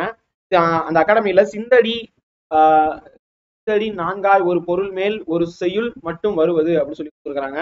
இது வந்து ரைட் தான். வஞ்சி விருத்தம் என்பது சரியா தான் இருக்கு. இது தமிழ்நாடு கரியர் சர்வீஸ்ல வந்து இருந்ததாக எனக்கு செய்தி, சரியாக தெரியல. புக்ல எங்கேயுமே நான் எனக்கு தெரிஞ்சு கிடைக்கல. உங்களுக்கு கிடைச்சா சொல்லுங்க. வஞ்சி விருத்தம் அப்படின்னே வந்து பாத்தீங்கன்னா போடுங்க. ஸ்கூல் புக்ல எங்க இருக்குன்னு உங்களுக்கு தெரியுமா சொல்லுங்க. அடுத்த கேள்விக்கு போயிடலாம். ஒளி வேறுபாடு அறிந்து சரியான பொருளை தேர்க. இது மாரி அப்படின்னு சொன்னா அது மலை. நீங்க பாத்தீங்கன்னா மாரியம்மன் அப்படின்னு சொல்லுவாங்க. அதேவே மாரி அப்படின்னு சொன்னா அப்படியே மாத்தி இருக்கு, மாறிக்கிட்டே இருக்குப்பான்னு சொல்லுவாங்களா, வேறு அப்படின்னு சொல்லுவாங்க. இது வந்து 7th ஸ்டாண்டர்ட் புது புக்கு டேர்ம் 3ல வந்து பாத்தீங்கன்னா இயல் 1ல வந்து உங்களுக்கு தெளிவாவே கொடுத்துருப்பாங்க. அந்த சொல்லும் பொருளும் அப்படிங்கிறதுல போய் பாத்தீங்கன்னா வந்து கிடைக்கும். டேர்ம் 3ல வந்து பாத்தீங்கன்னா 7th எடுத்த உடனே வந்து பாத்தீங்கன்னா இயல் 1 விருந்தோம்பல்னு இருக்கும். மாறி அப்படின்னா மலைன்னு அர்த்தம். ஃபர்ஸ்ட் சொல்லும் பொருளும்லயே வந்து பாத்தீங்கன்னா கொடுத்துட்டாங்க. மாறினா மலை. இதுக்கடுத்து மாறி அப்படின்னு சொல்லும் போது இங்க கொடுத்துருக்காங்க பாருங்க, மரம் வளர்த்தால் டேஸ் பெறலாம், மாறி பெறலாம். ஸோ இங்க மாறி அப்படின்னு சொல்றது மாறி மாறி மாறி வருது அப்படின்னு சொல்லுவாங்களா, அதுதான் வரும். திருப்பி வந்து ஒளி வேறுபாடு அறிந்து அப்படின்னு சொல்லி கொடுத்துருக்காங்க. இந்த இது வந்து பாத்தீங்கன்னா உங்களுக்கு ப்ரீவியஸ் இயர் கொஸ்டின் பேப்பர்லயே வந்திருக்கு, நேரடியா அப்படியே வந்திருக்கு. இது வந்து புக் பேக்ல இருக்கக்கூடிய ஒளி திறன் அப்படின்னு சொல்லி கொடுத்துருப்பாங்க. அதுல இருந்து வரக்கூடியது தான் இது. நீங்க 11th புக் பாருங்க. 11th புக்ல தெளிவாவே கொடுத்துருப்பாங்க. பாத்தீங்கன்னா மொழித்திறன் வளர்ப்பயிற்சியில வந்து பாத்தீங்கன்னா உங்களுக்கு கொடுத்துருக்காங்க. ல ல ழ 3 திக்குமானது அலை அப்படி சொல்லி கொடுத்துருக்காங்க. அலைனா வந்து பாருங்க, அலைனா புற்று. அடுத்தது கலை, எல்லாமே பொதுலை தான் கொடுத்துருக்காங்க. அடுத்தது கலை தலை. இலைன்னு சொல்லும் போது இலைத்தல், உடல் இலைத்தல். அப்ப உடல் இலைத்தல் இதை வச்சே நீங்க வந்து அடிச்சிடலாம். ஸோ இதுதான் வந்து கொடுத்துருக்காங்க, ஜஸ்ட் தெரிஞ்சுக்கோங்க. அடுத்தது கொடுக்கப்பட்டுள்ள ஆங்கில சொல்லுக்கு இணையான தமிழ் சொல். ஸோ இது வந்து 12th புக்ல வந்து பாத்தீங்கன்னா பழைய புக்ல வந்து கொடுக்கப்பட்டுள்ளது. பழைய 12th புக் மேல்நிலை பள்ளி 2ஆம் ஆண்டு இதுல வந்து பாத்தீங்கன்னா புக்ல கொடுத்துருக்காங்க பாருங்க. சில என்ன கொடுத்துருக்காங்க பாருங்க, சில அலுவலக கலை சொற்களுக்கான தமிழாக்கம். ஸோ அதுல டெலிகேட் பேராளர். ஸோ இது வந்து ஆங்கிலத்திலே கொடுக்காம தங்கிலீஷ்ல கொடுத்துருக்காங்க. அதனாலதான் நம்ம டெஸ்ட் எக்ஸாம்லயே வந்து பாத்தீங்கன்னா டெலிகேட் அப்படின்னு கொடுத்துருக்காங்க. ஆன்சர் வந்து பாத்தீங்கன்னா பேராளர் என்பது சரியானதுதான். அடுத்த கேள்வி வந்து இயல் புதிது ஆணி வரம் அப்படின்னு சொல்லி கொடுத்துருக்காங்க. எழுத்து வகை அறிந்து பொருத்துதல். புது புக்கு புணர்ச்சியில வந்து பாத்தீங்கன்னா 9th ஸ்டாண்டர்ட் புணர்ச்சியில வந்து கொடுத்துருப்பாங்க. ஒண்ணுமே இல்லைங்க, இந்த இயல் அப்படின்னு சொல்லும் போது ஈங்கிறது வந்து உயிரெழுத்து, சரியா? ஸோ இல் அப்படிங்கிறது எதுல இருந்து எங்க முடிஞ்சிருக்கு அப்படின்னு சொல்லி பாத்தீங்கன்னாலே தெரிஞ்சிடும். ரைட். உயிர்ல ஆரம்பிச்சு மெய்யில வந்து பாத்தீங்கன்னா முடிஞ்சிருச்சு. அப்ப உயிர் முதல் மெய்யீரு, இதுதான் சரியா வந்து பாத்தீங்கன்னா கொடுத்துருக்காங்க. இது இங்க பூ அப்படிங்கிறது இப்புட்டல் ஊ அப்படின்னு மாறும். இருந்தாலும் இப்ப அப்படிங்கிறது வந்து மெய்யெழுத்து, ஓகேங்களா? தூ அப்படிங்கிறது இத்து குட்டல் ஊ, தூ, ஓகேங்களா? ஸோ இது வந்து இந்த ஈத்து அப்படிங்கிறது வந்து மெய் அப்படின்னு வரும். ஸோ அதனால வந்து பாத்தீங்கன்னா மெய்யில ஆரம்பிச்சு முடி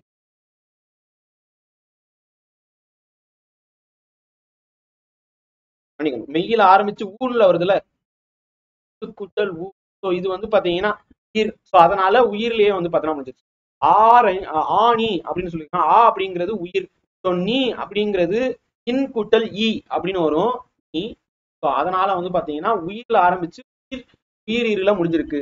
வரம் அப்படிங்கிறது வ அப்படிங்கிறது இவ் குட்டல் அ அப்படிங்கிறது வ. ஸோ அப்ப இவ் அப்படிங்கிறது மெய், ஓகேங்களா? இம் அப்படிங்கிறது இதுவும் வந்து பாத்தீங்கன்னா மெய் தான். ஸோ அதனால புள்ளி எழுத்து இருந்துச்சுனாலே அது மெய். அப்ப மெய் மெய் இறுதியாக இருக்கிறதுன்னு அர்த்தம். ஸோ அது வந்து போட்டு அவ்வளவுதான், ரொம்ப சிம்பிள். அதுக்கான ஆன்சர் வந்து கைட்ல இருந்து நான் கொடுத்துருக்கேன், இது பார்த்துக்கோங்க. தமிழ் சொல்லாராய்ச்சியில் உச்சம் தொட்டவர் தேவனைய பாவாணர். இதுவும் வந்து நூல்வெளியிலேயே வந்து பார்த்தா கொடுத்துருப்பாங்க. நம்ம ஏற்கனவே வந்து பார்த்திருக்கோம். தமிழ் சொல்லாராய்ச்சி அப்படின்னு சொல்லும் போது இங்க ஃபர்ஸ்ட் இயல்லையே வந்து முதல் இயல்லையே வந்து பாத்தீங்கன்னா இருக்கும். நூல்வெளியில போய் பாத்தீங்கன்னா இதுதான் இதுல வந்து கொடுத்துருக்காங்க பாருங்க. சொல்லாராய்ச்சியில் உச்சம் தொட்டவர், சொல்லாராய்ச்சி கட்டுரை அப்படின்னு சொல்லியிருக்கோம். இதுல வந்து பாத்தீங்கன்னா மொழி ஞாயிறு என்று அழைக்கப்படும் தேவனைய பாவாணரின் சொல்லாய்வு கட்டுரைகள் நூலில் உள்ள தமிழ் சொல்வளம் என்னும் கட்டுரையில் இது சுருக்கமா கொடுத்திருக்காங்க. பல்வேறு இலக்கண கட்டுரையும் மொழியார்த்தையும் எழுதி தமிழ் சொல்லாராய்ச்சியில் உச்சம் தொட்டவர். செந்தமிழ் சொற்பிறப்பியல் அகர முதலி திட்ட இயக்குநராக பணியாற்றியவர். உலக தமிழ் கழகத்தை நிறுவி தலைவராக இருந்தவர். அப்ப சொல்லாராய்ச்சியில் உச்சம் தொட்டவர் யார் அப்படின்னு கேட்டா தேவனைய பாவாணர். ரொம்ப ஈஸி தான் இதுவும். அடுத்தது ஊவேசா பத்தி கொடுத்திருக்காங்க. அவருடைய வாழ்க்கை வரலாறு வந்து பாத்தீங்கன்னா எம் சரிதம் அப்படின்னு சொல்லிட்டு இருக்கும், எம் அப்படின்னு இருக்கும். அதுவே இன்னொரு கொஸ்டினும் கேட்டிருக்காங்க, என் சரிதம் அப்படின்னு ஒண்ணு இருக்கு, யாருடையது அப்படின்னு சொல்லி கேட்பாங்க. இப்போ ஊவேசாவுடைய வாழ்க்கை வரலாறுங்கிறது இது ஆனந்த விகடன்ல வந்து வந்திருக்கும். இது பழைய 6th புக்ல நீங்க எடுத்து பாத்தீங்கன்னா கொடுத்துருப்பாங்கப்பா, பேஜ் நம்பர் 9ல வந்து.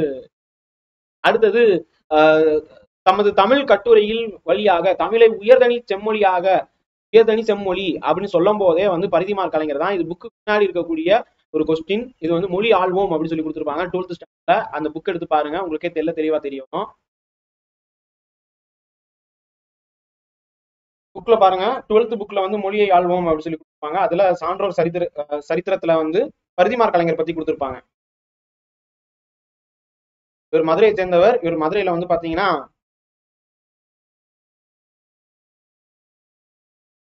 உயர்தனி செம்மொழி கட்டுரையில வந்து பாத்தீங்கன்னா சொல்லியிருப்பாரு பாருங்க, தூய் மொழி செம்மொழி. இது ஏற்கனவே கொடுத்துருக்கோமா, ஹைலைட் பண்ணிருக்கு. ஸோ இது வந்து ஆல்ரெடி வந்து பாத்தீங்கன்னா உங்களுக்கு ப்ரீவியஸ் கொஸ்டின் பேப்பர்ல வந்திருக்கு. ஓகே, அப்ப இது திருந்திய பண்பும் நாகரிகமும் பொருந்திய தூய் செம்மொழி உயர்தனி செம்மொழி அப்படின்னு சொன்னது யார் அப்படின்னு கேட்டா பரிதிமார் கலைஞர். உயர்தனி ஆயின் தமிழ் உயர்தனி செம்மொழியாம் கடைசியா கொடுத்துருக்காங்க. இப்ப இது வந்து தெரிஞ்சுக்கோங்க, தமிழுக்கு வந்து செம்மொழின்னு முத சொன்னதே இவர் தான். முதலில் சொன்னதே இவர் தான். ஆனா ஒரு விஷயம் சொல்றேன், இவருடைய தாய்மொழி தமிழே கிடையாது, இவருடைய தாய்மொழி சௌராஷ்டிரம். அடுத்த கேள்விக்கு போயிடலாம். மாந்தன் தோற்றமும் தமிழர் மரபும் என்னும் தலைப்பில் உலக தமிழ் மாநாட்டின் சொற்பொழிவாற்றியவர் யார்? ஓல்டு கொஸ்டின்லயும் இருக்கும், அதே மாதிரி ஓல்டு 8th புக்லயும் வந்து பார்த்தீங்கன்னா கொடுத்திருப்பாங்க. தேவநேய பாவாணர். சோழ நாட்டை ஊட்டி வளர்ப்பது காவேரி ஆறு, அந்நதியின் பெருமையிலே சோழவள நாடு சோறுடைத்து என்று கவிஞர்கள் புகழ்வராயினர். இது உயிரை நிகழ்த்தியது யார் அப்படின்னு கேட்டா ராபி சேதுபதி. இங்க பழைய 10th புக்ல வந்து பாத்தீங்கன்னா இயல் 8 எடுத்து பாருங்க, அதுல தெளிவா கொடுத்துருப்பாங்க. இயல் 8 பேஜ் நம்பர் வந்து பாத்தீங்கன்னா 200ல 1 கம்மி.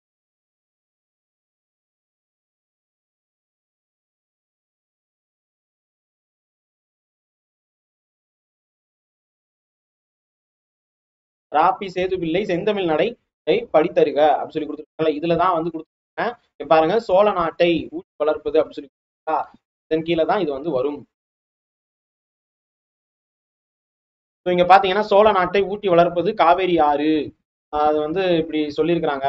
சொன்னது யாரு பாத்தீங்கன்னா ராபி சேதுபிள்ளை. புரியுதா? அடுத்தது பாருங்க, சங்க இலக்கியத்தில் மொத்த அடிகள். இந்த பேராவே வந்து எங்க இருக்குன்னு கேட்டா பழைய புக்கு தமிழ்ல வந்து பாத்தீங்கன்னா தமிழ் 10th ஸ்டாண்டர்ட் பாடம் 1லயே வந்து பாத்தீங்கன்னா கொடுத்துருப்பாங்க. இதுல என்ன தவறு அப்படின்னு கேட்டா விரிவாக உருவாக்கப்பட்ட இலக்கியங்கள் உலகில் வேறு மொழிகளிலும் வேறு எந்த மொழியிலுமே இல்லைன்னு வரும். இங்க உள்ளன்னு கொடுத்துருக்காங்க, இல்லை அப்படின்னு எழுதிக்கோங்க. சரி, அதனாலதான் வந்து 3 அப்படிங்கிறது தப்பு அப்படின்னு சொல்லி சொல்லிருக்காங்க. 10th புக்ல கொடுத்துருக்காங்க பாருங்க, தெளிவாக வந்து இருக்கு. சங்க இலக்கியங்கள் இவருடைய மொத்த அடி வந்து பார்த்தீங்கன்னா இங்க கொடுத்துருக்காங்க. அதே நேரத்துல விரிவாக உருவாக்கப்பட்ட இலக்கியங்கள் வேறு எம்மொழியிலும் இல்லை அப்படிங்கிறது தான் வரும். ஸோ என்பது உலக இலக்கியங்களில் ஆய்ந்த தமிழ் சுவபில் என்னும் தென்னாட்டு மொழி அறிஞர் வந்து சொல்லியிருக்காரு. ஸோ அப்போ இதுவும் வந்து பார்த்தீங்கன்னா கொஸ்டின்ல கேட்பாங்க. ஸோ நான் அதனாலதான் வந்து தமிழ் சுவபில் அப்படின்னு சொல்லியிருப்பேன். ஸோ அவர் தான் வந்து இதை பத்தி சொல்லியிருக்கிறாரு. ரைட், அடுத்த கொஸ்டின் பாருங்க. மேடை பேச்சு எத்தனை நடைகள் கொண்டவையாக கூறப்படுகிறது? மேடை பேச்சுன்னு சொன்னாலே உங்களுக்கு வந்து 11th ஸ்டாண்டர்ட் சிறப்பு தமிழ்ல பேச்சு கலை அப்படின்னு சொல்லிட்டு இருக்கும். நீங்க பாருங்க, அட்வான்ஸ் தமிழ்ல வந்து பார்த்தீங்கன்னா கொடுத்துருப்பாங்க மேடை பேச்சு நடை அப்படின்னு சொல்லிட்டு. பொதுவாக மேடை பேச்சில் கடின நடை, எளிய நடை, இலக்கிய நடை, அடுக்குமொழி நடை, கொச்சை நடை என 5 வகை நடைகள் வந்து பார்த்தீங்கன்னா இருக்கு அப்படின்னு சொல்லியிருப்பாங்க. இங்க வந்து பார்த்தீங்கன்னா என்ன கொடுத்துருக்காங்க, 3 வகை தான் கொடுத்துருக்காங்க. 3 வகை கிடையாது, இது வந்து அந்த அகாடமி சொன்னது. ஸோ ஆக்சுவலா வந்து 5 வகை நடை தான் வந்து இருக்கு. ஸோ இந்த 3 வகை அப்படிங்கிறது முத்தீர் அப்படின்னு சொல்லுவாங்க. அதுதான் வந்து அதாவது இங்க வந்து முக்கூறுகள்னு சொல்லி கொடுத்துருப்பாங்க. எடுத்தல், தொடுத்தல், முடித்தல், இதுதான் முச்சீர். அதை நினைச்சிட்டாங்க போல. ஃபைனல் கீழே வந்து உங்களுக்கு தெரிஞ்சிருக்கும். ஃபேமஸ் அகாடமியாவே இருந்தாலும் சில தவறுகள் செய்யறாங்க, பரவாயில்ல. அடுத்ததுக்குள்ள போயிடலாம். தமிழ் சிறுகதையில் மணிக்கொடி காலம் யார சொல்லுவாங்க? இது தமிழ் சிறுகதை அப்படின்னு சொல்லிட்டு ஒரு புக்கு. சேம் வந்து பாத்தீங்கன்னா 11th ஸ்டாண்டர்ட் சிறப்பு தமிழ்ல போய் நீங்க பார்க்கலாம். இங்க பாத்தீங்கன்னா உங்களுக்கு கொடுத்துருப்பாங்க இக்காலகட்டம் மணிக்கொடி காலம் அப்படின்னு சொல்லிட்டு. ஸோ அப்ப எதனை சொல்ல வர்றாங்க? தமிழ் சிறுகதையில் மணிக்கொடி காலம் எந்த தலைமுறையை சார்ந்தது, எந்த தலைமுறைன்னு தான் கேட்டிருக்காங்க. ஸோ அப்ப இது வந்து பாத்தீங்கன்னா முதல் தலைமுறை அப்படின்னு சொல்லி கொடுத்து தமிழ் நவீன இலக்கியத்தை தொடக்கத்திலேயே செழுமைப்படுத்தியவர் புதுமை பித்தன். அவரது சமகாலத்தை சார்ந்தவர் தான் இந்த பிக்சர்ல வந்து பார்த்தீங்கன்னா கொடுத்துருக்காங்க. ஸோ நான் பிச்சமூர்த்தி, மௌனி, கூப்பாரா அப்படின்னு சொல்லக்கூடிய கூப்பா ராஜகோபாலன், டி.எஸ். ராமையா மற்றும் வந்து பாத்தீங்கன்னா சிதம்பர சுப்பிரமணியன், இவங்கெல்லாம் தமிழ் சிறுகதையின் முன்னோடிகளாக கொள்ளலாம். இவர்கள் அனைவருமே சிறுகதைகளுக்கு முக்கியத்துவம் கொடுத்த மணிக்கொடி இதழில் எழுதியவர்கள். அப்ப ரொம்ப முக்கியமா என்னன்னா அந்த மணிக்கொடி அப்படிங்கிற இதழ் வந்து பாத்தீங்கன்னா சிறுகதைக்கு ரொம்ப முக்கியத்துவம் கொடுத்தது.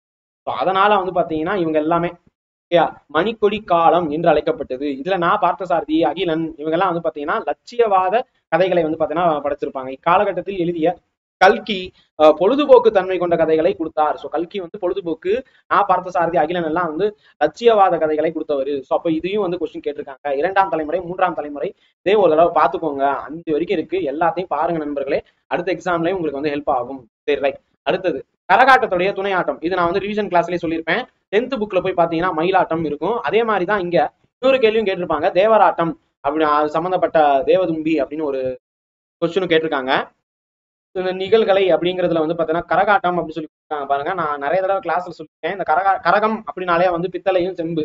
ஸோ இப்ப இதுல வந்து பாத்தீங்கன்னா கரகாட்டத்திற்கு வந்து பாத்தீங்கன்னா சைடு இருக்கக்கூடியது எது? மயிலாட்டம் அப்படிங்கிறது கரகாட்டத்துடைய துணை ஆட்டம்.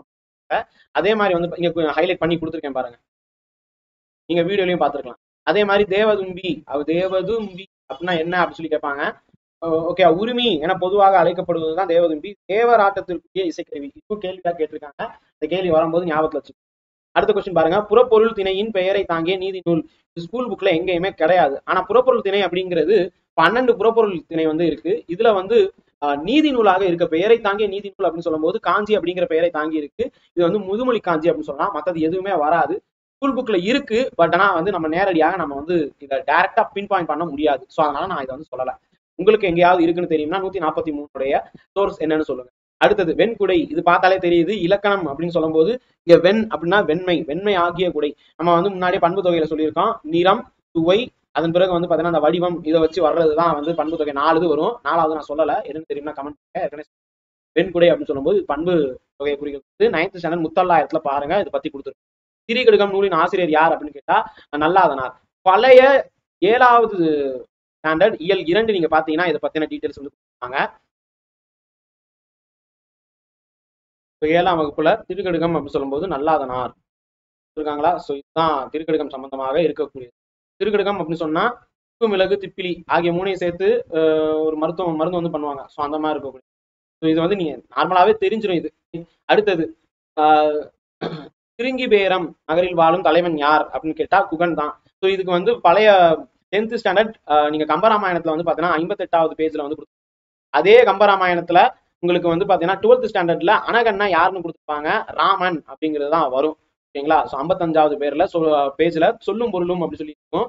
12th ஸ்டாண்டர்ட் புக் ஒரு தடவை எடுத்து பாருங்க, தெளிவாக கொடுக்கப்பட்டிருக்கும்.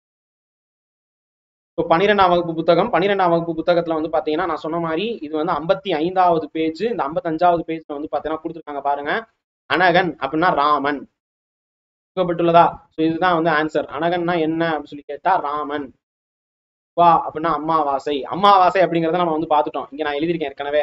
அனகன் அப்படின்னு சொன்ன அனகனும் அரியும் வேந்தனும் உவா உற வந்து கூடும் உருவதி இரவி ஒத்தார் அப்படின்னு சொல்லி கொடுத்துருக்காங்க. ஸோ இதை வந்து கேட்கப்பட்டுள்ளது. அனகன்னா ராமன். அடுத்தது பாருங்க, இரட்டுற மொழிதல். ஓகேங்களா. ஸோ இது வந்து ரொம்ப ஈஸியானது தான். ஸ்லேடை அப்படின்னு வரும். ஸோ இப்போ ஒரு சில இடத்துல கொஸ்டின் கேட்குறாங்க, ஸ்லேடை பாடுவதில் வல்லவர் யார்? ஸ்லேடை பாடுவதுல ரொம்ப ஃபேமஸ் ஆனவர் யார் அப்படின்னு ஒரு சில இடத்துல கேட்கறாங்க கொஸ்டின்.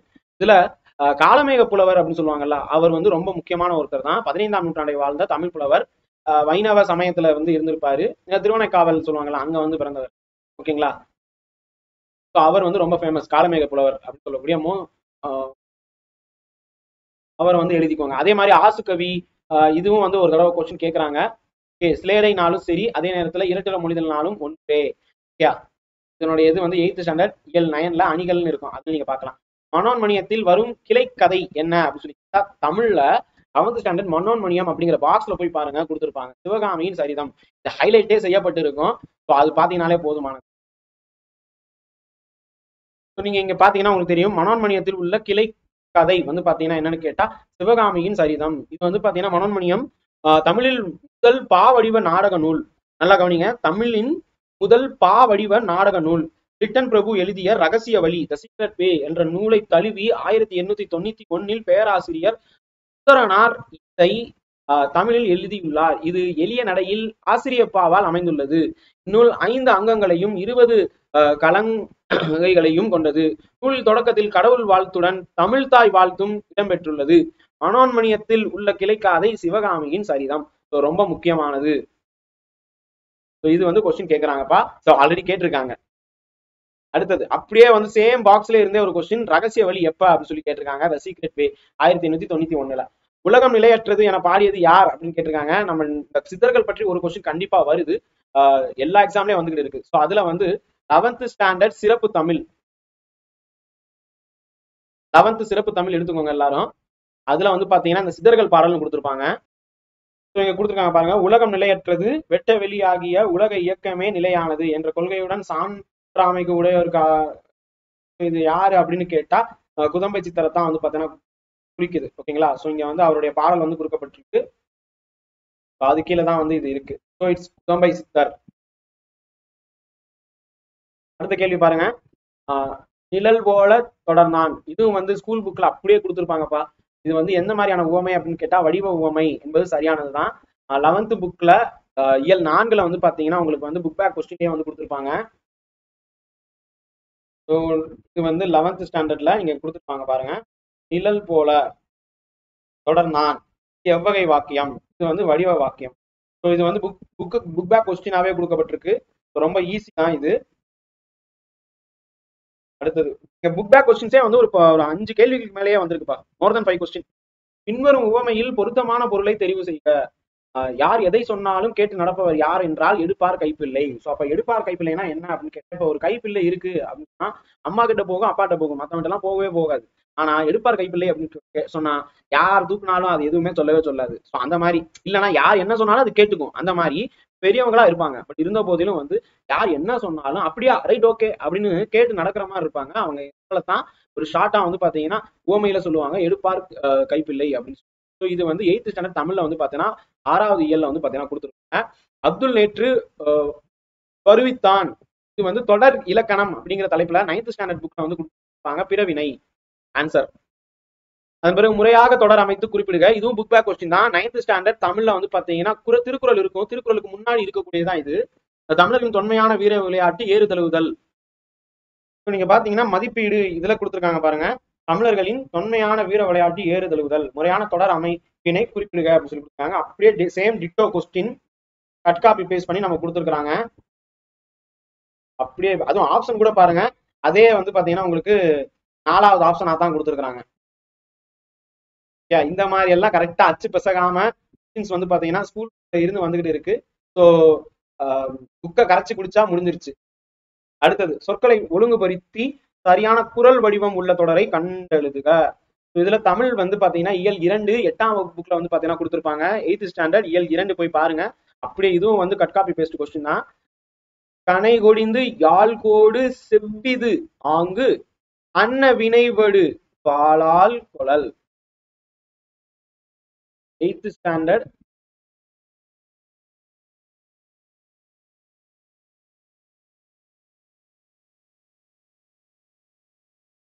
இதுதான் அந்த திருக்குறள். அதாவது நேராக இருந்தாலும் அம்பு வந்து பாத்தீங்கன்னா ரொம்ப கொடியதாக இருக்கும். வளைவோட இருந்தாலும் யாழின் கொம்பு வந்து இனிமையான இசையை வந்து தரும். அந்த மாதிரிதான் don't judge the book by its கவர்னு சொல்லுவாங்கல்ல, அந்த மாதிரி ஓகேங்களா. ஸோ அது வந்து இப்ப ஆங்கிலத்துல இப்பதான் அந்த சொல்லாடல் எல்லாம் வர ஆரம்பிச்சிருக்கு. மிஞ்சி மிஞ்சி போனா ஒரு 19ஆம் நூற்றாண்டு அந்த டயத்துல இருக்கலாம். ஆனா இது வந்து அதுக்கும் முன்னாடி ஓகேங்களா. ஸோ இயேசு கிறிஸ்துவே வருவதற்கு 31 வருஷத்துக்கு முன்னாடியே வந்து பாத்தீங்கன்னா வந்துருச்சு. அப்ப யோசிச்சு பாருங்க எவ்வளவு பழமையான தமிழ் மொழி அப்படின்னு சொல்லிட்டு. அப்ப நேரா இருந்தாலும் அம்பு வந்து தைச்சிருச்சுன்னா அவ்வளவுதான், அவன் இறந்துருவான். அம்பு கொடியது. அதுவே வந்து வளைஞ்சு நெளிஞ்சு இருந்தாலும் யாழுடைய கொம்பு வந்து இனிமையா இருக்கும். அந்த மாதிரிதான் மக்களுடைய பண்புகளை அவருடைய தோற்றத்தை வச்சு பண்ணாம செயல்களை வச்சு பாருங்க அப்படின்னு சொல்லிட்டு இருக்காங்க. ஓகே, இதுதான் அந்த கொஸ்டின். அடுத்தது அகரவரிசைப்படுத்துக. இது புக்ல இல்ல, பட் ஆனா நம்ம தெரிஞ்சுக்க வேண்டியதுதான். அகரவரிசை அப்படின்னு சொல்லும் போது நல்லா கவனிங்க. இதுல அகரவரிசை உயிரெழுத்து தான் ஃபர்ஸ்ட் வரும். உயிரெழுத்து கடைசியில தான் வந்து ஒற்றெழுத்து வந்து இருக்கும். அப்ப முதல் உயிரெழுத்து வச்சு இருக்கான்னு பாருங்க, இல்ல உயிர்மை வைத்து இருக்கான்னு பாருங்க. இங்க வந்து உயிர்மை வைத்து முதல் எல்லாமே ஒன்னா இருந்துச்சுன்னா 2வது எழுத்து அதுக்கு அடுத்து பார்க்கணும். இதுக்கு ஒரு ரூல்ஸ் வந்து இருக்கு. அது நான் அடுத்த ஒரு வகுப்புல இல்ல தனியாவே நான் சொல்றேன். ஏற்கனவே ஒரு வீடியோ போட்டிருக்கேன், இதனால புதுசா சொல்றேன். ரைட். இப்ப ஃபர்ஸ்ட் அப்படின்னு சொல்லும் போது தூய்மை, திருவிளக்கு, தவ பெருஞ்சுடர் ஒவ்வொன்னா கொடுத்துருக்காங்க. இது சொத்த தாய் போல். அதுக்கு அடுத்து வந்து பாத்தீங்கன்னா தீ வரணும், தீக்கு அடுத்து தீ வரணும். தென் வந்து துன்பம், துன்பங்கள், அடுத்து தூய்மை. ஸோ அதனால ஆப்ஷன் ஏ. அடுத்தது பாருங்க ரினைன்சஸ். இது நம்ம சிலபஸ்லயே வந்து ஒரு டாபிக்கா இருக்கும். நீங்க வந்து ஹிஸ்டரி எடுத்து பாத்தீங்கன்னா நேஷனல் ரினைன்சஸ்னு கொடுத்துருப்பாங்க. தேசிய மறுமலர்ச்சி அப்படிங்கிறது தான் ஆன்சரு. ஸோ அப்ப மறுமலர்ச்சி தான் இதுக்கு வரும். ரொம்ப சிம்பிள். சிலபஸே நீங்க வந்து தமிழ் இங்கிலீஷ்ல படிச்சீங்கனாலே உங்களுக்கு வந்து ரைட். இது வந்து 10ஆம் வகுப்பு தமிழ் புக்ல வந்து பாத்தீங்கன்னா பேஜ் நம்பர் 200ல வந்து பாத்தீங்கன்னா கொடுத்துருப்பாங்க. ரொம்ப முக்கியமான ஒரு வார்த்தை.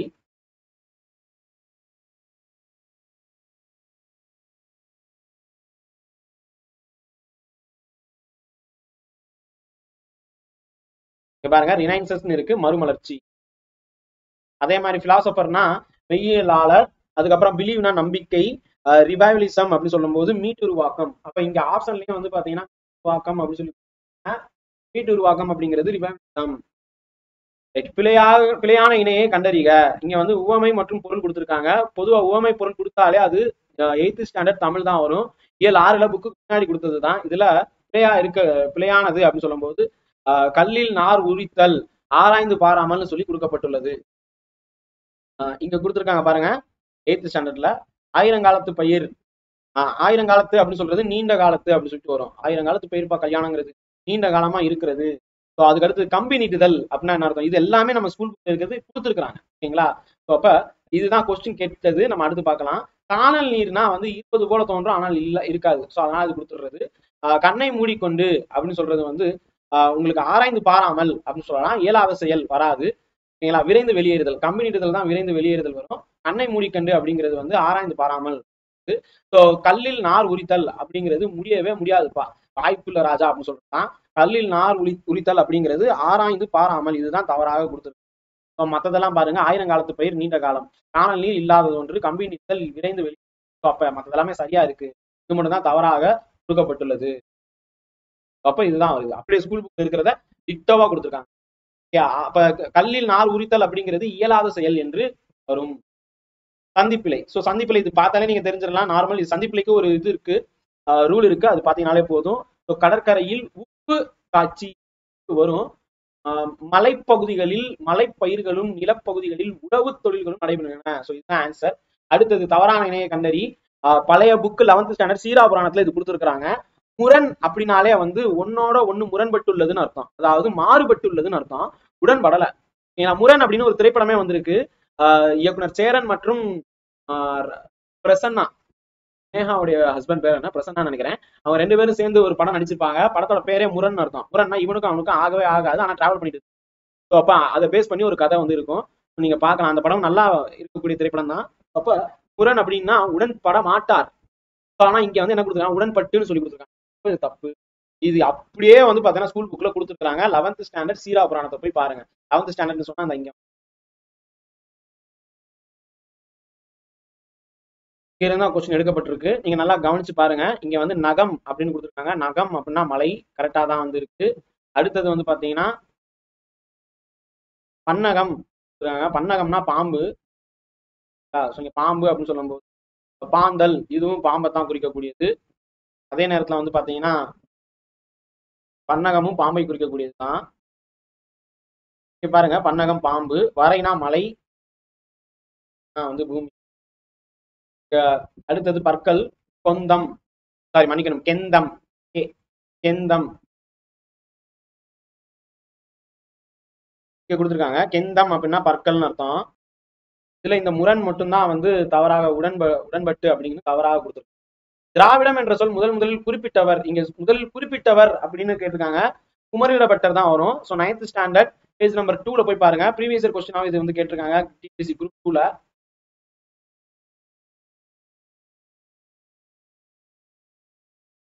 இதுதான் இங்க பாத்தீங்கன்னா திராவிட மொழி எனப்படுவது. திராவிடம் என்ற சொல்லை முதலில் குறிப்பிட்டவர் குமரிடபட்டர். இது ஏற்கனவே வந்து ஹைலைட் பண்ணி வச்சிருக்கேன். அதே மாதிரி இங்க பாத்தீங்கன்னா வந்து ஹிராசு பாதிரியார் என்பவர் இம்மாற்றத்தை எப்படி மாறி இருக்குன்னு சொல்லி கொடுத்துருக்காங்க பாருங்க. ஸோ இதுவும் கொஸ்டினா கேட்டிருக்காங்க. தமிழ் என்ற சொல் தான் திராவிடா என்ற சொல் பிறந்தது அப்படின்னு மொழியியல் ஆராய்ச்சியாளர்கள் வந்து கண்டுபிடிச்சிருக்காங்க. தமிழ், தமிழா, அதுக்கப்புறம் தமிழா, திரமிழா, திரமிழா, திரவிடா, திராவிடா அப்படின்னு மாறி இருக்குன்னு சொல்லியிருப்பாங்க. ஸோ இதெல்லாம் வந்து உங்களுக்கு கொஸ்டினா கேட்டிருக்காங்க. ஸோ இது நிறைய வந்து ஹைலைட் பண்ணியிருப்பேன். ஒரு தடவை இந்த லெசனை ஒரு தடவை படிச்சிருங்க. வரக்கூடிய எக்ஸாம்ஸ்ல உங்களுக்கு வந்து ரொம்ப ரொம்ப ஹெல்ப்ஃபுல்லா இருக்கும். அடுத்தது நாயக்கர் கால சிற்பக்கலைக்கு எடுத்துக்காட்டாக இருக்கக்கூடியது எது அப்படின்னு சொல்லி ராமேஸ்வரம் பெருங்கோயில் சிற்பக்கலை. இதுக்கு வந்து 9th ஸ்டாண்டர்ட் சிற்பக்கலை அப்படிங்கிற டாபிக்ல போய் பாருங்க, உங்களுக்கு கிடைக்கும். இது நம்ம ஏற்கனவே பார்த்துட்டோம்.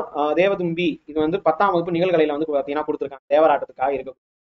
அடுத்தது பாருங்க, புனலிடை மூழ்கி பொழிலிடை உளவி பொன்னின் இழையும் துகிலும் பூண்டும் கனிமொழி பேசி, இப்படி வருது பாத்தீங்களா. இதை வந்து யார் எழுதுனாங்க அப்படின்னு சொல்லி கொடுத்துருக்காங்க. இது வந்து ஒரு 10th ஸ்டாண்டர்ட் புக்ல வந்து பாடம் 4 பேரறிஞர் அண்ணா புகைப்படம் இருக்கும். அது பக்கத்திலேயே வந்து பாத்தீங்கன்னா இது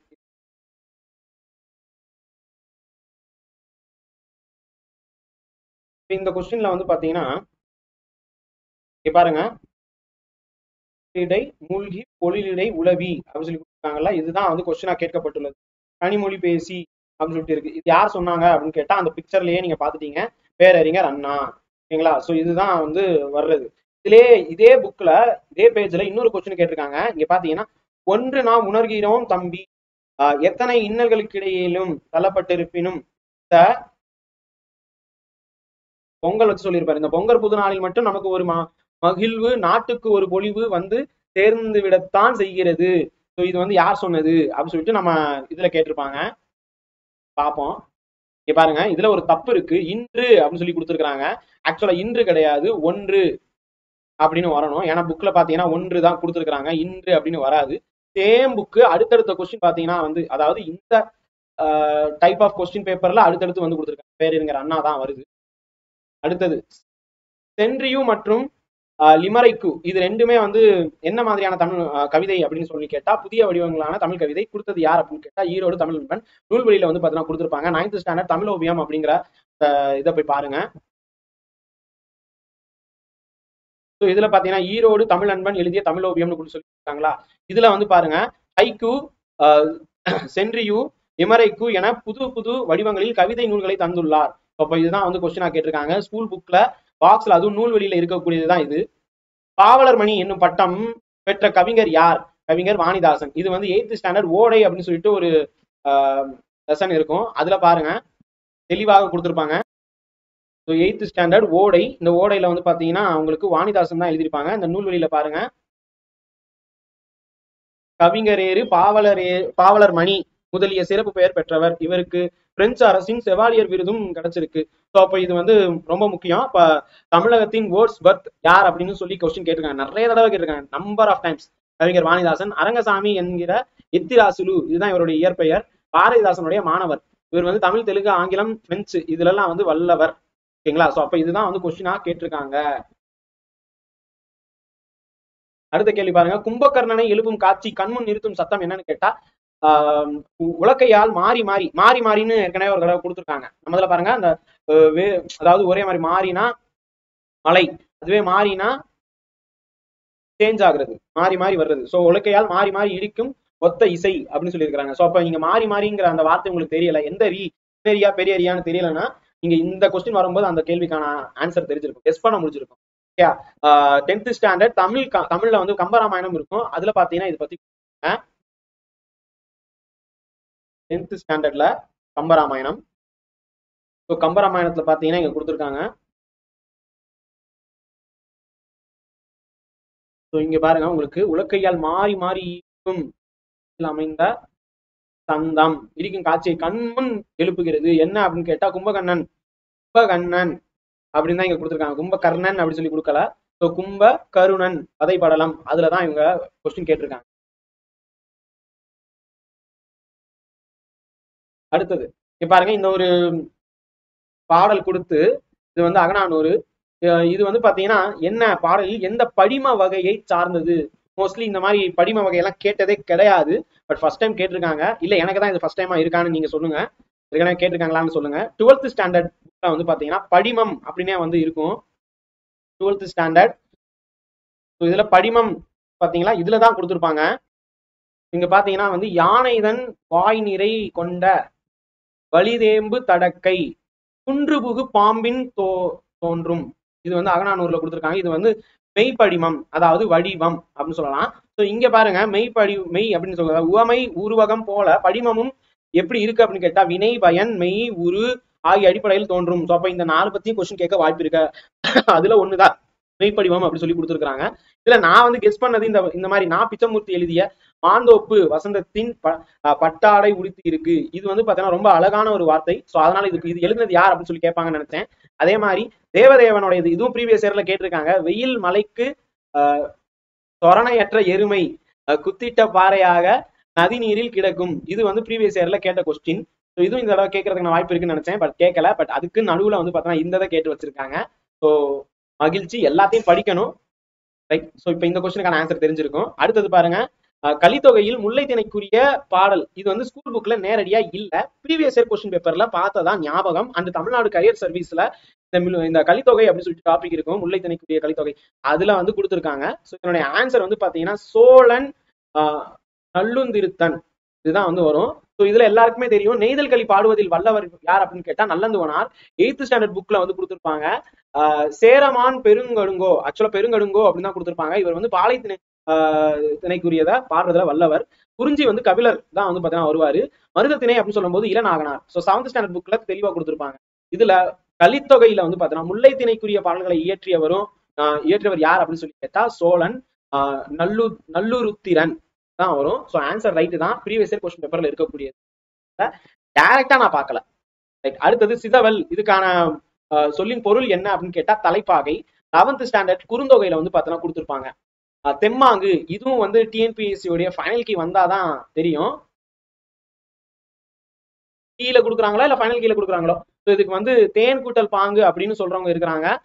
தென்மாங்கு அப்படின்னு சொல்றவங்களும் இருக்கிறாங்க. ஸோ தென் கூட்டல் பாங்கு அப்படின்னு சொல்றவங்க ஏஆர்டி ரெண்டுமே வரும். ஸோ எது ரைட் அப்படின்னு ஃபைனல் கீழே பார்க்கலாம். டிஎன்பிஎஸ்சி அஃபீஷியல் கீழே பார்க்கலாம். அடுத்தது வந்து எல்லில் தைலம் போல் எங்கும் நிறைபொருளை புல்லில் துதித்தே உணர்வடைந்து போற்றீரோ.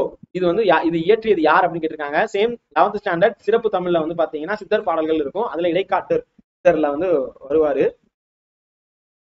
குதம்பை சித்தர் பார்த்தோம்ல, அதுக்கு அடுத்து பக்கத்திலேயே வந்து பாத்தீங்கன்னா இருக்கும். குதம்பை சித்தர் பார்த்தோம். அந்த குதம்பை சித்தருக்கு பக்கத்திலேயே வந்து பாத்தீங்கன்னா உங்களுக்கு இடைக்காட்டு சித்தர் பத்தி கொடுத்துருப்பாங்க. சரிங்களா? அதுதான் வந்து இங்க கொடுக்கப்பட்டுள்ளது. கொஸ்டின் பாத்தீங்கன்னா வந்து தைலம் போல் எங்கு நிறை அப்படின்னு அதுல இருந்து எடுத்தது. கடைசி 2 வரி பாருங்க. ரைட், இதுதான் வந்து கொடுத்துருக்காங்க. அடுத்தது திருப்பல்லாண்டு பாடியவர் யார் அப்படின்னு கேட்டா பெரியாழ்வார். ஆழ்வார்கள் 12 ஆழ்வார்கள் பத்தியும் வந்து 12th ஸ்டாண்டர்ட் சிறப்பு தமிழ்ல தெளிவா கொடுத்திருப்பாங்க. ரொம்ப அழகாக தொகுக்கப்பட்டிருக்கும். இதுல பாத்தீங்கன்னா வந்து திருமுறைகள், நூல்கள், ஆசிரியர், 12 திருமுறைகள் அப்படின்னு எல்லாமே வந்து ஒரே பாக்ஸ்ல வந்து பாத்தீங்கன்னா உங்களுக்கு கொடுக்கப்பட்டிருக்கும். இதுல பாருங்க ஆன்சர் இஸ் கரெக்ட். திருப்பல்லாண்டு பாடியவர் பெரியாழ்வார். அதுதான் வந்து இங்க கொடுத்துருக்காங்க.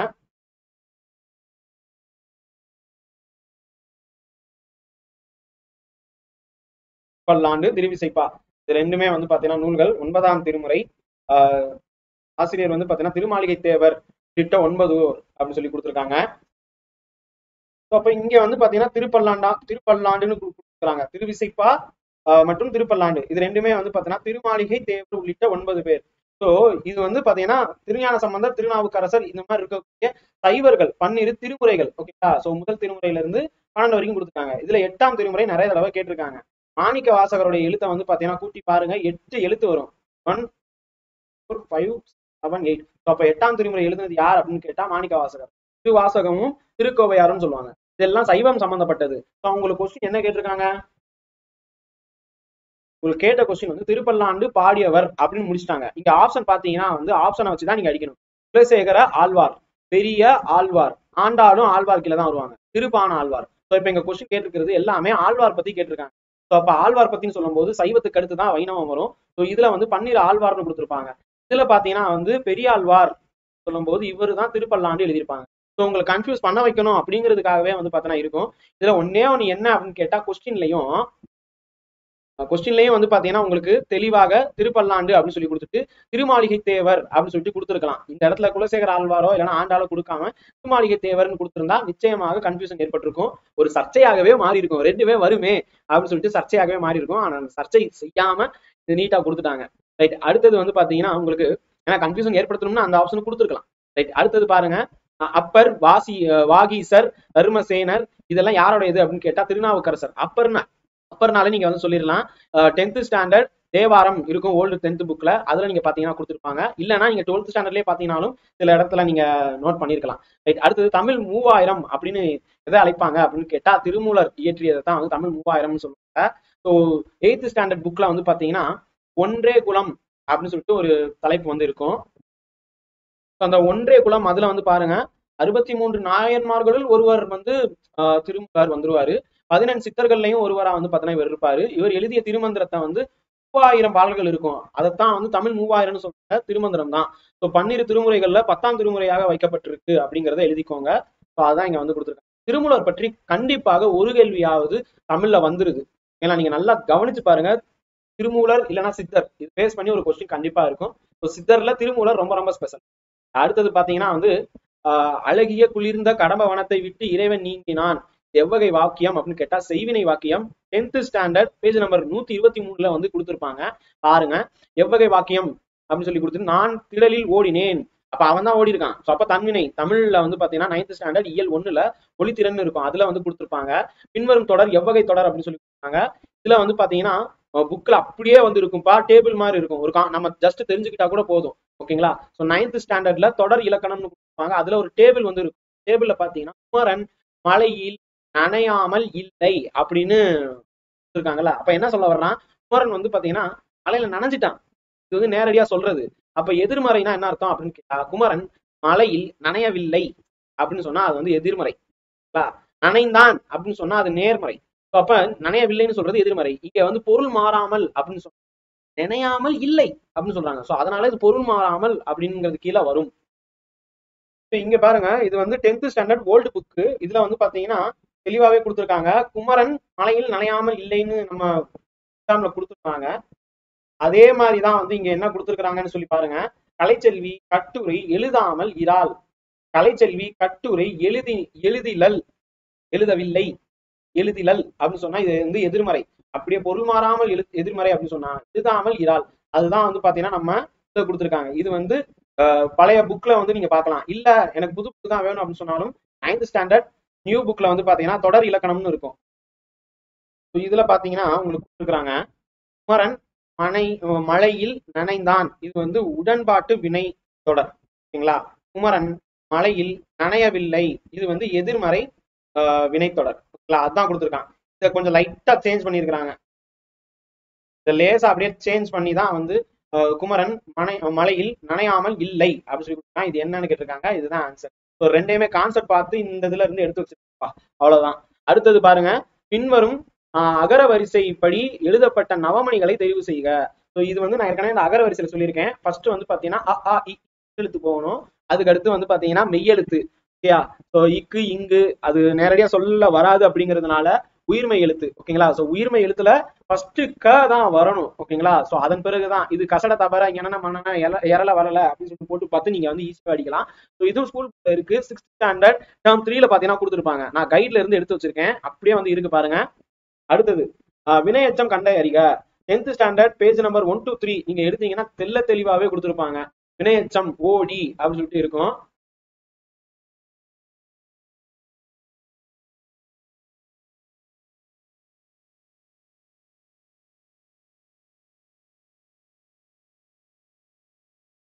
இங்க பாருங்க, ஓடு அப்படின்னு சொல்லி கொடுத்துருக்காங்களா? சோ அப்ப அதுல வந்து பாத்தீங்கன்னா என்னன்னு சொல்லிருக்காங்க, வினையச்சம் ஓடி வந்தால். அதுதான் வந்து கேட்டிருக்காங்க. சோ இப்ப இங்க வந்து வினையச்சம் கண்டறிக. ஓடு அப்படின்னு இருக்கு, அதுல ஓடி வந்தால் அப்படின்னு சொல்லி கொடுத்துருக்காங்க. ஓடினால், ஓடிய, அருணா, ஓடி, இதுதான் வினையச்ச தொடர். சோ அதனால அதை வந்து இதுல இருந்துதான் இப்ப எடுத்திருக்காங்க. எதுவுமே இல்ல. அடுத்தது வினைமுற்று. வினைமுற்று அப்படின்னு சொல்லும் போது 9th ஸ்டாண்டர்ட் இயல் 1ல வந்து பாத்தீங்கன்னா மொழித்திறன்ல டேபிள் இருக்கும். அதுதான் நான் இங்க வந்து ஓகேங்களா? வா அப்படின்னு இருக்கு. அப்ப வா அப்படிங்கிறதுல இங்க பாருங்க கொடுத்துருக்காங்களா, வா அப்படின்னு இருக்கு. அதுல வினை முற்று வந்து பாத்தீங்கன்னா தேர்ந்தெடுக்கணும். அப்ப இங்க வந்து கொடுக்கப்பட்டுள்ள வேர் சொற்களை பயன்படுத்தி விடுபட்ட கட்டங்களில் காலத்திற்கு ஏற்ற வினை முற்றுகளை நிறைவு செய்க. காலத்திற்கு ஏற்ற வினை முற்றதான் இங்க வந்து கொடுத்துருக்காங்க. வந்தான். வந்தான் அப்படிங்கிறது இறந்த காலம். நிகழ்காலம்ங்கிறது வருகிறான், வருவான் அப்படிங்கிறது எதிர்காலம். அவ்வளவுதான். அடுத்தது வந்து பாத்தீங்கன்னா கொடுக்கப்பட்டுள்ள வேர் சொல்லின் வினையால் அணையும் பெயரை எழுதுகன்னு சொல்லி கொடுத்துருக்காங்க. இது வந்து பாத்தீங்கன்னா இல்ல புக்ல எங்கேயுமே எனக்கு கிடைக்கல. அறை அப்படின்னு சொல்லிட்டு இருக்கு. வினையால் அணையும் பெயர். ஓகேங்களா? சோ இது ஈஸியாவே சொல்லிடலாம். தொழில் பெயர் அப்படின்னு சொல்லும் போது தல்னு வரும். இப்ப இருக்கு அவர் அப்படின்னு வருது. அறைந்த அவர் வினையால் அணையும் பெயர் அப்படிங்கிறது இதுதான் வரும். சோ அதனால சி தான் ரைட்டு. இவற்றில் எது தவறான இணை எதிர்ச்சொல். ஓகேங்களா? இதுல இரவு அப்படின்னா பகல் எதிர்ச்சொல் தான். தன்மை, வெம்மை, விருப்பு, வெறுப்பு இதெல்லாமே எதிர்ச்சொல். அகலாதுன்னா வந்து என்ன சொல்ல, விட்டு போகாதுன்னு அர்த்தம். அகலவே மாட்டான்டா, இடத்துல அப்படியே இருக்கான். அகலாது அப்படின்னு சொல்லுவாங்க. ஒரு குறளும் இருக்கு, அகலாது அணுகாது அப்படின்னு சொல்லுவாங்க. அப்ப அகலாது அப்படின்னாலும் போகாதுனாலும் அது எதிர்ச்சொல் கிடையாது. அது வந்து ஓகேங்களா? சோ அது வந்து சொல்லும் பொருளும். சோ அதனால வந்து பாத்தீங்கன்னா உங்களுக்கு இது தவறானது. அடுத்தது பாருங்க, சரியாக பிரித்தெழுதப்பட்ட சொல்லை எழுத்தெழுது. இது வந்து நிறைய வந்து பாத்தீங்கன்னா கன்ஃபியூஷன் ஆச்சுப்பா. நீங்க பாத்தீங்கன்னா வந்து பழைய 12th ஸ்டாண்டர்ட் 500 அதுல எடுங்க. ஓல்டு 12th ஸ்டாண்டர்ட் 500 ஸோ இங்க கேட்டிருக்க கொஸ்டின் என்ன, இங்க பாத்தீங்கன்னா வந்து அஞ்சிலோதி அப்படின்னு சொல்லி கொடுத்துருக்காங்க. அஞ்சிலோதி வர பண்பு தொகை.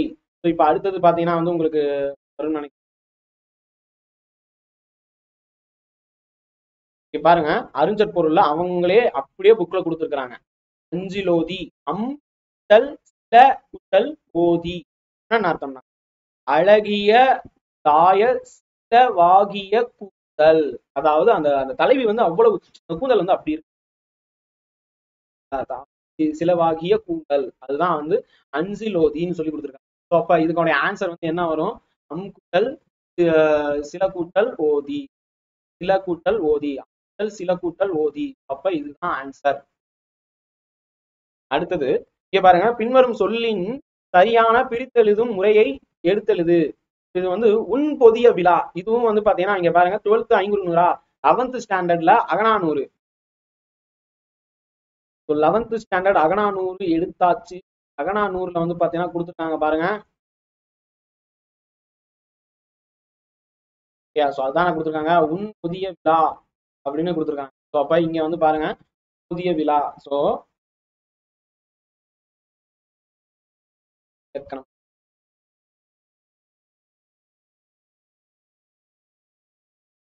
இங்க பாருங்க கொடுக்கப்பட்டிருக்கு புன் புத்தல் புத்தல் அவிழா. இதுதான் வந்து உங்களுக்கு கொஸ்டின் கேட்டிருக்காங்க.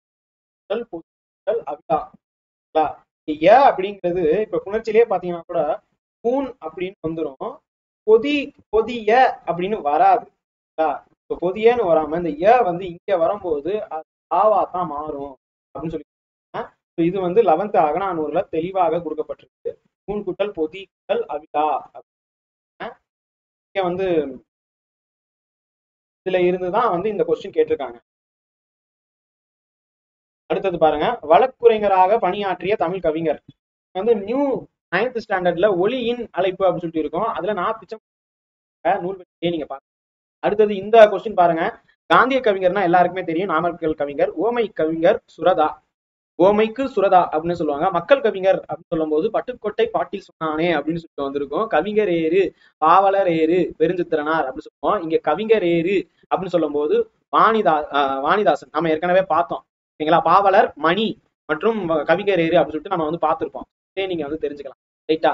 அப்ப இதுக்கான ஆன்சர் ஆப்ஷன் ஏ. நான் எல்லாமே நான் இங்க கொடுத்துருக்கேன். பாத்தீங்கன்னா 8th ஸ்டாண்டர்ட்ல ஓடை அப்படின்னு ஒரு 8th ஸ்டாண்டர்ட் ஓடை, அதுலதான் வந்து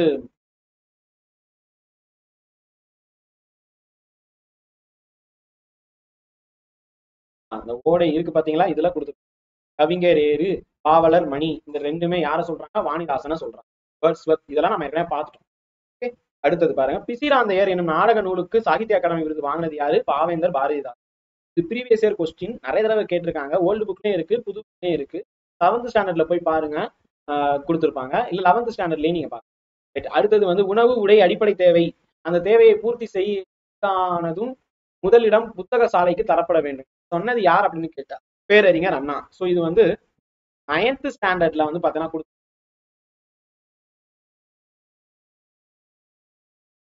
வீட்டிற்கோர் புத்தக சாலை அப்படிங்கிற இந்த தலைப்புல வந்து கொடுத்திருப்பாங்க பாருங்க. இங்க கொடுத்திருக்காங்க பாருங்க, உணவு உடை அடிப்படை தேவை, அந்த தேவையை செய்தானதும் முதலிடம் புத்தக சாலைக்கு தரப்பட வேண்டும். இது சொன்னது யார் அப்படின்னு கேட்டா பேரறிஞர் அண்ணா. அண்ணாவுடைய இதுதான் வந்து இங்க கொடுத்திருக்காங்க. அதுதான் நமக்கு கொஸ்டினாகவும் கேட்கப்பட்டுள்ளது.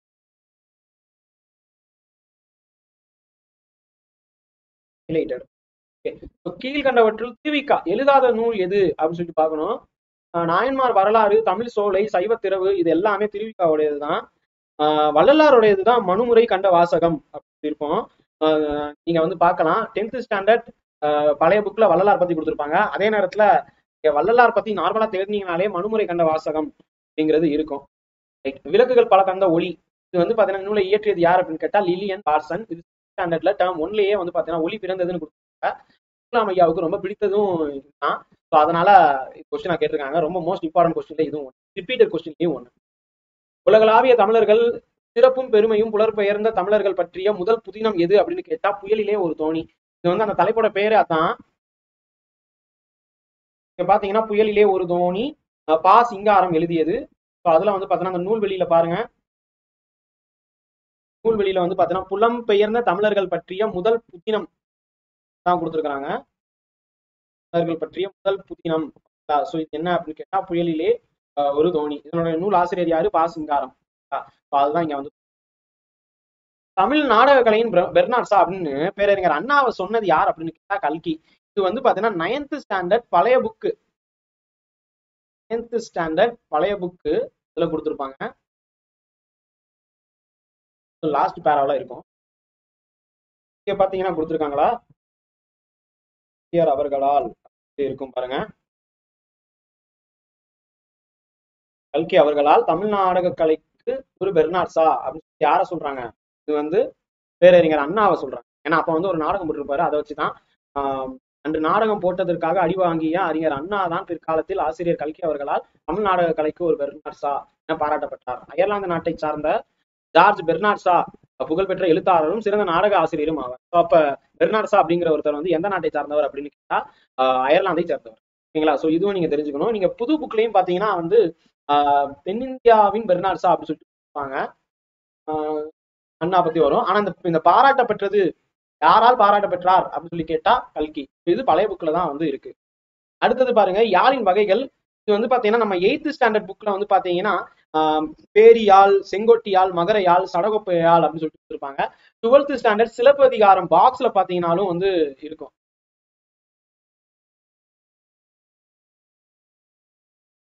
டுவெல்த்ல வந்து சிலப்பதிகாரம் எடுத்துக்கோங்க. சிலப்பதிகாரத்துல வந்து பாத்தீங்கன்னா பாக்ஸ்ல வந்து கொடுத்து இருக்கு பாருங்க, 4 வகையா வந்து கொடுத்துருப்பாங்க. ஆனா யாழின் வகைகள் வந்து 4 கிடையாது, அது நிறைய வந்து பாத்தீங்கன்னா இருக்கு. சொல்ல போனா சில இடங்கள்ல ஒவ்வொரு இடத்துல ஒவ்வொன்றா வந்து சொல்றாங்க. ஆனா அதனுடைய நரம்புகள் அப்படி சொல்லி பார்க்கும்போது செங்கோட்டியால் வந்து 7 வரும், சடகோப்பையால் வந்து பாத்தீங்கன்னா 16, மகரையால் வந்து 17, பேரியால் வந்து 21. இது வந்து ரைட்டு தான். ஆனா இங்க வந்து 4 கொடுத்துருக்காங்க, சில இடங்கள்ல 6 அப்படிங்கிறதும் இருக்கு. டிஎன்பிஎஸ்சி பார்த்தா தான் தெரியும். ஸோ ஸ்கூல் புக்கு படி பார்த்தா 8th ஸ்டாண்டர்ட்லயும் சரி 12th ஸ்டாண்டர்ட்லயும் சரி 4 வகை பத்தி தான் கொடுத்துருக்காங்க. அடுத்தது குடிமக்கள் காப்பியம்னா வந்து இப்பதான் நம்ம பார்த்தோம் 12th புக்ல சிலப்பதிகாரம். நீங்க 12th புக்லயே போய் பாத்தீங்கன்னா வந்து இங்கேயே கொடுத்துருப்பாங்க குடிமக்கள் காப்பியம் அப்படின்னே சொல்லி கொடுத்துருக்காங்க, சிலப்பதிகாரத்தை தான் சொல்றாங்க. அடுத்தது இந்த பாடல்ல பயின்று வரும் அணி என்ன அப்படின்னு சொல்லி கேட்டிருக்காங்க. சோ இது வந்து தற்குறிப்பேற்றணி. இது வந்து நீங்க 10th ஸ்டாண்டர்ட் அணி அப்படிங்கிற அந்த லெசன் இருக்கும். இந்த அணியில வந்து பாத்தீங்கன்னா தன் குறிப்பால், ஓகேங்களா, தன் குறிப்பை ஏற்றி கூறுவது தன் தற்குறிப்பேற்றணின்னு சொல்லுவாங்க. அப்படியே கொடுத்துருப்பாங்க பாருங்க. பொருளுழந்து எடுத்த ஆரையில் நெடுங்கொடி ஆரல் என்பனவோல் மறிக்கை காட்ட. மறித்து கோட்டையில் மதில் மேல் இருந்த வர வேண்டாம் வர வேண்டாம்னு கையாட்டிச்சான். அது கையாட்டுமா என்ன? கையாட்டாது. பட் ஆனா வந்து சொல்றாரு அவர், ஓகேங்களா? சோ நீங்க வந்து சிலப்பதிகாரத்துல அது வந்து வருது. சோ இப்படி வராதிங்க கோவலனை பார்த்து வேண்டாம் வேண்டாம்னு சொன்ன மாதிரி. சரி, அடுத்தது ஆசிரியர் அப்படி வந்து சொல்லுங்க கற்பனை பண்ணியிருக்காரு, ஓகேங்களா? அதான் தன் குறிப்பால் ஏற்றுமணி தன் தற்குறிப்பேற்றணி. அடுத்தது உமறுபுலவர் எழுதிய வேறு நூல். இது நம்ம ஏற்கனவே இந்த வீடியோலயே முன்னாடி சொல்லிட்டோம், முதுமொழி மாலை அப்படின்னு சொல்லிட்டு. நீங்க வந்து சீராபுராணம் பத்தி பார்க்கும்போது அதெல்லாம் நான் சொல்லியிருப்பேன். 11th தமிழ்லையும் ஓல்டு 10th புக்லயும் வந்து பார்த்தோம். பெருமாள் திருமொழியை பாடியவர் யார்? குலசேகர ஆழ்வார். இந்த 12th புக்ல பாத்தீங்கன்னா வந்து கொடுத்துருப்பாங்க. இப்ப இந்த ஆழ்வார் பத்தி பார்க்கும்போது குலசேகர ஆழ்வார் அப்படின்னு சொல்லும்போது பெருமாள் திருமொழி அப்படின்னு சொல்லிட்டு இங்க வந்து இருக்கா. இதுலயும் நீங்க வந்து பாத்துக்கலாம். இதை தாண்டி வந்து நீங்க 10th புக்லயும் நீங்க வந்து பார்க்க முடியும். ஏன்னா நான் இங்க 10th புக்ல வந்து பெருமாள் திருமொழின்னு கொடுத்துருக்காங்க. 12th புக்லயும் நீங்க பாத்துக்கலாம், 12th இருக்கும் அப்படின்னு எழுதிக்கோங்க. 12th சிறப்பு தமிழ் அதுலயும் இருக்கு. பேஜ் நம்பர் வந்து 32. பாக்ஸ் கொஸ்டின், பாக்ஸ் இல்லைன்னா டேபிள். குலசேகர ஆழ்வார் என்பதுதான் சரியா. இப்ப 100 கொஸ்டின் நம்ம வந்து பார்த்திருக்கோம். இந்த 100 கொஸ்டினுமே வந்து பாத்தீங்கன்னா நாம வந்து கிட்டத்தட்ட நான் வந்து நிறைய கொஸ்டின்ஸ் வந்து பாத்தீங்கன்னா ஸ்கூல் புக்ல புது புக்லயும் இருக்கு அப்படின்னு சொல்லியிருப்பேன். சில கொஸ்டின்ஸ் வந்து 2லயுமே இருக்குன்னு சொல்லிருக்கீங்களா? சோ அப்ப ஒரு ஓல்டு புக் அப்படிங்கிறது இப்ப கொஞ்சம் இம்பார்ட்டன்ஸ் வந்து போன தடவையை விட இந்த தடவை அதிகமாவே கேட்டிருக்காங்க. அண்ட் வந்து பாத்தீங்கன்னா புக்கையும் தாண்டி சில கொஸ்டின்ஸ் வந்து கான்செப்ட் ஓரியன்டாக கேட்டிருக்காங்க. ஸோ அதனால இந்த 100க்கு வந்து பாத்தீங்கன்னா இந்த கேள்வி எவ்வளவு அடிச்சிருப்பாங்க அப்படின்னு கேட்டா ஒரு 88 கொஸ்டின் மேல அடிச்சிருந்தாலே வந்து பாத்தீங்கன்னா ஓகே. ஸோ இப்போ 100க்கு 88 அப்படின்னு நான் வந்து வைக்கிறேன். ஏன்னா நம்ம வந்து எழுதும் போதே வந்து பாத்தீங்கன்னா நிறைய தவறுகள் வந்து பாத்தீங்கன்னா கொடுக்குற மாதிரி இருந்துச்சு. அதன் பிறகு ஒரு 88 கொஸ்டின் பாத்தீங்கன்னா ஆசிரியா நம்ம மாணவர்கள் வந்து பாத்தீங்கன்னா போட்டிருக்காங்க 85, 89, 92 இந்த மாதிரிலாம் வந்து பாத்தீங்கன்னா தாராளமா 88 இந்த கேள்விக்கு பதில் போடலாம். சில கொஸ்டின்ஸ் கெஸ்ட்லயும் வந்து பாத்தீங்கன்னா கரெக்டா மாறி இருக்குன்னு சொல்லியிருந்தாங்க. அதுக்கு உதாரணம் நீங்களே பார்க்கலாம், இதெல்லாம் வராது அதனால நாங்க இதை வந்து போட்டிருக்கோம் அப்படின்னு சொன்னாங்க. ஃபார் எக்ஸாம்பிளுக்கு இந்த கொஸ்டினையும் சொல்லலாம், 9 தான் 9 இதெல்லாம் கெஸ்ட்ல தான் சார் அடிச்சேன் அப்படின்னு சொன்ன மாணவர்களையும் நான் வந்து பார்த்திருக்கேன். ஸோ அதனால இந்த கொஸ்டின் வந்து உங்களுக்கு நிச்சயமா இந்த குரூப் 2ல நல்லபடியா வந்து பாத்தீங்கன்னா கட் ஆஃப் ரீச் பண்ணி இந்த லெவலான மெயின்ஸ் ஆல் த பெஸ்ட். இதுல உங்களுக்கு வேற ஏதேனும் டவுட் இருந்துச்சுன்னா கீழே கமெண்ட். நன்றி, வணக்கம், ஜெய் ஹிந்த்.